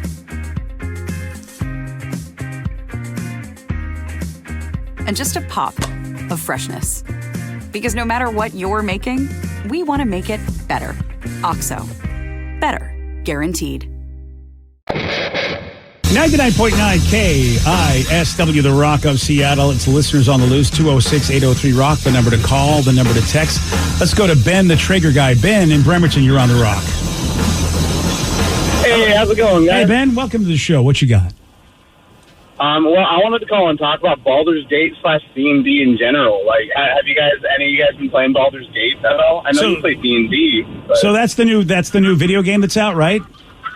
Yeah, it's like essentially D&D, the video game. Yeah, this, what's interesting, when we went to PAX, what we noticed about it was there just weren't that many amazing displays like there used to be like 10 years ago. But Baldur's Gate had this gigantic, hellish-looking demon, which I believe somebody evolves into if you know the lore of the game. And it was pretty impressive looking. I haven't played it, and I think, I don't know, Joey D's, Danny, have you guys, Vicky, any of you played Baldur's Gate? I played a bit of it. Oh, all right. What do you think, Joe? It's a lot of fun, but I got to tell you, you start off by customizing a character, and I've never seen this in a game before, but you can customize your character as Johnson. What? Wow. Yeah, they have like sold 4 different types. What? Yeah. What are the options? I don't know if I can describe them. They're phallic, that's for sure. Magnum, I would imagine, is one. Yeah. I got to tell you, they show you the whole thing. Whoa! All of a sudden, your character's clothes just come off, and there it is. This is like Game of Thrones action right What here. about grooming? So it could be like a Baldur's Gate. Hey! You know what I mean? Oh, Wow, Ben, did you customize your package? Oh, yeah, no, definitely. I'm at full compensation. It's huge. Oh, yeah. I mean, if you're going to go Magnum. I'm looking at this. Like, why would you go with the smallest? I mean, it like gives you the blue steel when you look at it, like it stares at you. Well, here's and it's cool because you can like hook up with characters and stuff if you play your cards right. It's a pretty fun game. It's very immersive. Well, is there anybody on Baldur's Gate, if you actually can do that actually gave himself an average to smaller size Johnson? Could it impact your speed as a character? Oh, good call. Honestly, I don't know. Maybe charisma checks at that point. Who part of the video game developing crew that made this game decided to pitch this as an option? I know, this is wild. Because it's brilliant. Yeah, this is very, very guys. wild. You know what we need? One of the biggest staples in D&D is being able to, seduce a dragon or something like that. It's a big trope with bards that they're horny bards. So it just kind of allows you to live that. I'm playing a sorcerer. I'm not a horny bard, but still, just I don't know if I'd want to do that thing. Would I want to seduce a dragon? Because I feel like that could go very wrong for me if the dragon actually is like, okay, brother, let's go. They can literally turn into anything. Just saying. Oh, well, that's nice then. At least the dragon will come on my level as opposed to dragon saying, hey, buddy, let's make like it's Kingdom Claw and you're going to have a rough day. Well, what do you, so on a scale of 1 to 10, what do you give the game, Ben? In my honest amateur gamer reviewer opinion, I'm going to give it a solid 8.7. Nice. 8.7. Wow, that's really thought. Well, I appreciate the call, man. I've heard nothing but good things about it. Everybody who I know who plays it, and of course, I suffer from the same problem I do, is that I cannot play video games anymore. I can't work the controls. Same. I need to own a video game console in order to play. And that is an impediment for you. It's kind of important. One of these days, I'm getting a Switch. I feel like I'm going to make that a decision next time I'm like traveling somewhere and I have to get on a plane. Yeah, I mean, Switch seems to be the one that maybe even I could deal with. It feels like it's the simplest as far as operating than like, the controllers on the PS or on the mic or the Xbox. Yeah. And there's some fun games on there. Yeah. I mean, that's where you're at. And you really are like, you're at Angry Birds level these days, and even though I know that's way gone by, but I feel like that's the kind of... I'm a Sonic the Hedgehog or WWE kind of guy. Oh, really? Oh, so you will do Sonic? Oh, I have Sonic, the app on my phone. I love Sonic. How deep do you go? Because Sonic, you can go pretty deep. I mean, these days? Yeah. I'm as deep as my bowel movement is. Otherwise, no. I don't think that was a good way to describe that. Well, I don't know what to tell you. Like, I'm not playing. I feel like you could have said anything else. I quickly play it while I'm on the crapper. I feel like, anything else you could have just said, not a lot. I don't go, no. Fair. Yeah. And I know you're thinking that if you play the Nintendo Switch, you're going to be playing like the cutesy games, but Mortal Kombat 11 just released on Switch. Heard. They have all the games. Yeah. Right. I think they're working on the graphics because they're not the greatest, but I'm very excited. You mean they're working on Mortal Kombat's graphics? They're not the greatest? I think that if you do some of the digital stuff, it's a little slow, but I hear they're working on it. Okay. Hey, to go back to the dongage on that one video game, Baldasaur. Baldur's Gate, yes. Baldasac. Yeah. Baldasac. They say they allow you to customize your you-know-what-ski because the game constantly throws polyamorous situations at you, and about half of the dialogue is about being offered sex. Oh, really? Wow. Okay. I had no idea that was legitimately part of the story of the game. You could be an anteater, BJ, so you can make it true to life. Okay. No? I really don't like having these conversations. Are you going to buy it? No, I'm not going to buy it. Oh. I already am what I am. And you can also do, ladies can do grooming decisions. Yeah. Oh, nice. Oh, look, everybody needs choices. Wait, so do you play with like people you know, or is this kind of like you just kind of meet people online, Joe? You can play with up to 3 of your friends. Oh. But you encounter a bunch of characters that you can have join your party. And I got to tell you, the 50%'s right on point because, like, I played for an hour, and in 20 minutes into the game, all of a sudden, some vampire dude was trying to sleep with me in a cave. How does your new girlfriend feel about this? She was not happy about it. Yeah. It's funny when somebody texted and said, my wife saw me customizing my character and said, wow, aren't you being optimistic? LOL. That's a good point. See, does anybody... That's not true to size. Has anybody designed it to be true to size or less in this game? I find that hard to believe. No, you know what? I bet there are people with a fun sense of humor that are like, how small can I make it? Yeah, I mean, those are folks who probably don't ever have a problem. Yes. They probably go, hey, listen, I know how I'm doing. Wow, that is... You know what? Basically, it's Leisure Suit Larry meets Dungeons and Dragons is what's happened with Baldur's Gate. Yes. Okay. Someone just texted in and wanted to know, Steve, I'm going to Trapper Sushi tomorrow with my wife and my brother. First time going there. Nice. Do you recommend doing all-you-can-eat sushi at the bar or doing the normal menu? Oh, the easy answer. All 3 of you got to do the all-you-can-eat sushi. It's so much fun when you go with multiple people like we've done before. More than 2 especially. They had 3, 4, 5 people, and you all do all you can eat. That way you get all these different plates and you just kind of pass them around and enjoy it because you're all doing all you can eat. So there's nothing weird about that. Sushi tapas. Yeah, it's kind of cool. It's like, I'll get this roll. And I recommend the Sounder roll. That's one of the best rolls. That's Mountain Roll's really good, too. Yeah, They did recently post a video of them doing the STP roll. Trappers did. And they said, who would you like to eat this roll with? And I was getting blown up on my social medias and all. Because everyone's like, well, clearly the guy they named it after, Steve. And I was like, that's cool. Yeah. Oh, it's nice that they still have that rolling. Well, it's a great roll, man. It is a great You don't get poll. rid of excellence. No, you really don't. No. 206-803-ROCK. It's listeners on the loose. You pick the topic. You guide the show. So he said, my father-in-law just shared with me the funniest long-term troll that he's doing to his family. He pays for a safety deposit box, and he has it filled with nuts and bolts. I asked him why. He said, well, just keep it quiet. It's a joke for when I pass. So that they think they're going to open up something valuable. And there's just nuts and bolts in there. Wow, that is the long game troll. I'd be pissed at him. So he said you have to pay. So what is that, like a monthly? Yeah. How much do you have to pay for this joke? I don't know, but I love this. I'm not sure they're that cheap, but maybe I'm wrong. Who has a safety deposit box? I don't have one. Did you ever have one? No, I had a post office box, but that's it. What did you have a P.O. box for the Well, I had a business for 20 seconds. Was that the underwear selling business that you used to do? That's why it was 20 seconds. Nice. Nobody wanted it. Yeah, but I've never had, I don't know if I got anything that valuable. Like, I see the movies, there's usually like a key that leads to a locker, that leads to a hotel room. Like, that's the kind of safety deposit box thing I want. Indiana Jones shows up, he's going to open it. Send the kids on an adventure. I was going to say, according to one website, they cost about $60 on average. See, I see another one that says they're expect to pay as little as $15 a year, depending on the size. $15 a year? Or sorry, a month. A month. Okay. A month? A month. So he's dropping $15 a month for the rest of his life for this joke. I guess when you think about it, if he's got the income, I mean, that's how many cups of coffee? What's that, 2 cups of coffee? I love this. I think that is the funniest thing ever because you're right. His family going to be like, we got to open up Grandpa's safety deposit box and see what's in there. Maybe it's not money, but maybe it's like there's some incredible, like, it's a time capsule of this guy's life, and it's just nuts and bolts. Well, think about it. They'll take it out. The nuts and bolts will make noise. They might think they're gems. Or gold. Yeah. See, that's why he's brilliant. He's going to make them think there's some sort of like rare something. A pirate's treasure. Oh, yeah. I would. I'd be so excited, like, oh, my God, listen to that stuff in there. Are those gems? Is that gold? It'd be awesome if there's a picture of him in there giving him the middle finger, like suckers. God, yeah. And I have a feeling they already know he's this kind of guy. Yeah. You know what I mean? I feel like they won't be that surprised because this is the long game for this guy. $15 a month until he basically drops.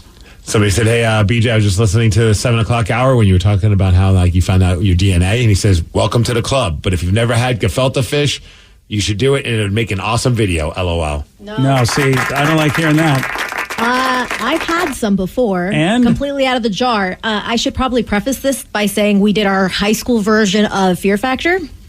And that was one of the fears? That was one of the things I had to eat. Oh. Yeah, the second that went into my mouth, everything else came out. You're not Jewish, though. That's true. No, it was literally, they put that on top of like other, like little sardines, or I don't even know what. They made a big old plate of this nastiness and then, like ginger in Jell-O or something. And the second I put the gefilte fish in my mouth, that's when it all hell broke loose. I think Danny's right. Yeah. Yeah, I 10 out of 10 don't recommend. Wow. Yeah, I think you should do it, BJ. Me too. Look, there's a lot of stuff in Jewish cuisine that is very tasty, but yeah, I don't know if that's me.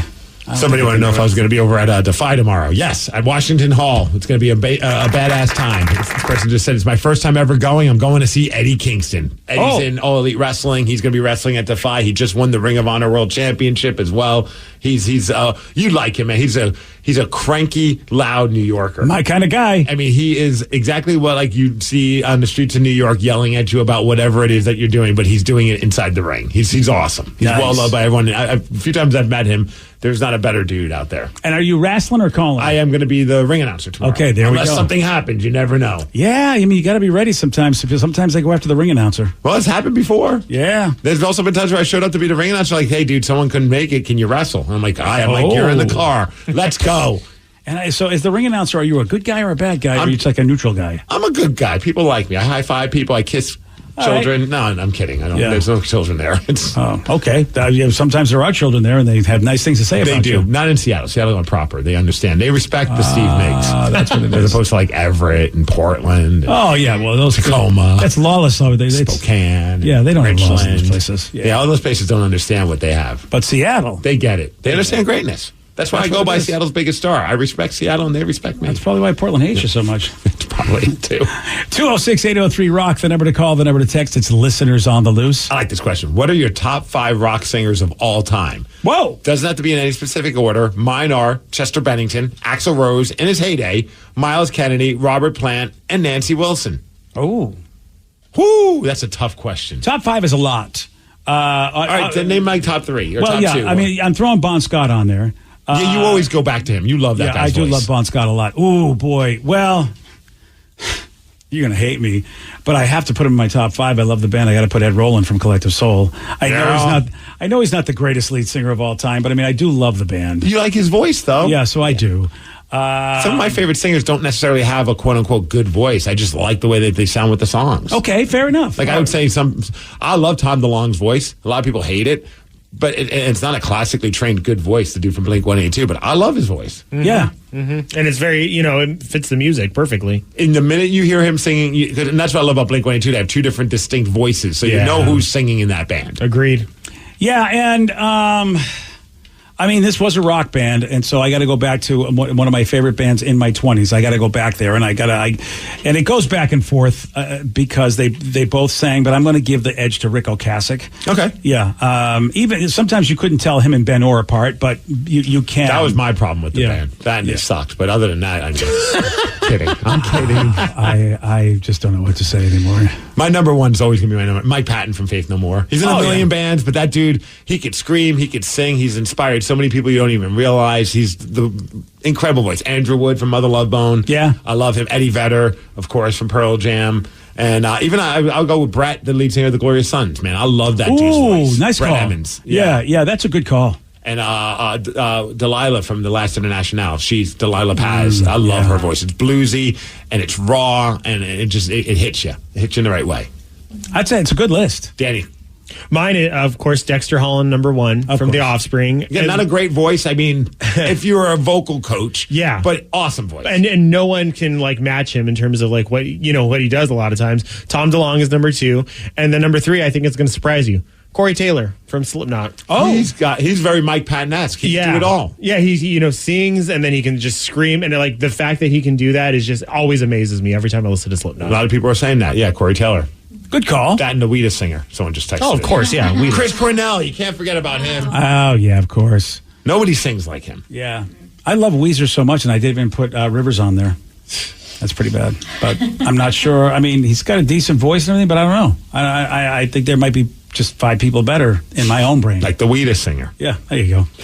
All right, well, we have a question that needs to be answered, and it's a serious one. Very serious.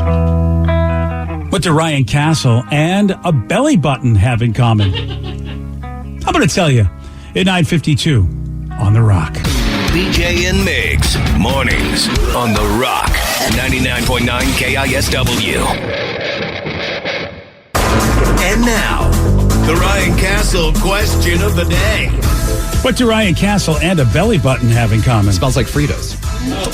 Okay. Yeah, he does. Stick your finger in there, dude. Find out. Yeah, it really does. He does. Well, Steve likes to put his finger in both. There you go. Got texted in. Yeah, he does. Steve likes both of them as an innie. He prefers my Audi. And a lot of people are saying they both like collecting lint. There you go. That's it. I don't know if you guys have heard about Massive lint collector, Ryan Castle. I do. I have jars and jars and jars of it. I keep it next to all of my money. Oh, good. Yeah, that's... Yeah. So there you go. I don't have either of those. I think it's the point I'm trying to make. A lot of info right there that I would like to ignore. Hey, have you heard about this latest trend? Adding a fake belly button a few inches above your real one to make your legs look longer? No. I have not, BJ, but like most new trends, I think it's dumb. Well, it started in China for some reason. I don't know why folks in China think this is something, but yeah, you get temporary tattoos like belly buttons. Put one on your stomach a few inches above your actual belly button and cover your real one with a high-waisted skirt or pants, and it somehow makes you legs look longer. It does. I'm looking at it, but it's still stupid. We should start doing that with the... Never mind. Please tell us. No, please tell us what you're going to do. Buthole. Maybe Ryan will tell you before or after his twist back. You have to lay down to poop? Wow. BJ and Migs, mornings on The Rock, 99.9 KISW. Today's podcast was brought to you by Travis Gagne, bankruptcy attorney. He's here right now and has agreed to answer more of your questions about bankruptcy. If I call Travis, will I actually see him or someone who works for him? Absolutely. When you come in to see my office, when you first call in, my staff will try to help you with any basic questions that you have. I can give you a call back, but they'll usually try to schedule you for a free consultation with me, the attorney. and I'll meet with you personally. We'll talk about the basics of your case, and I'll take you through a question and answer session that an interview that usually lasts about 30 minutes. We'll get the basics of your financial situation. I can answer your questions, and we can talk about whether bankruptcy makes sense, your non-bankruptcy options, and how bankruptcy could affect you, what the process is. Thanks, Travis. If you have more questions about bankruptcy, you can reach out to Travis anytime at choosetherightchapter.com. That's choosetherightchapter.com. Thanks for listening.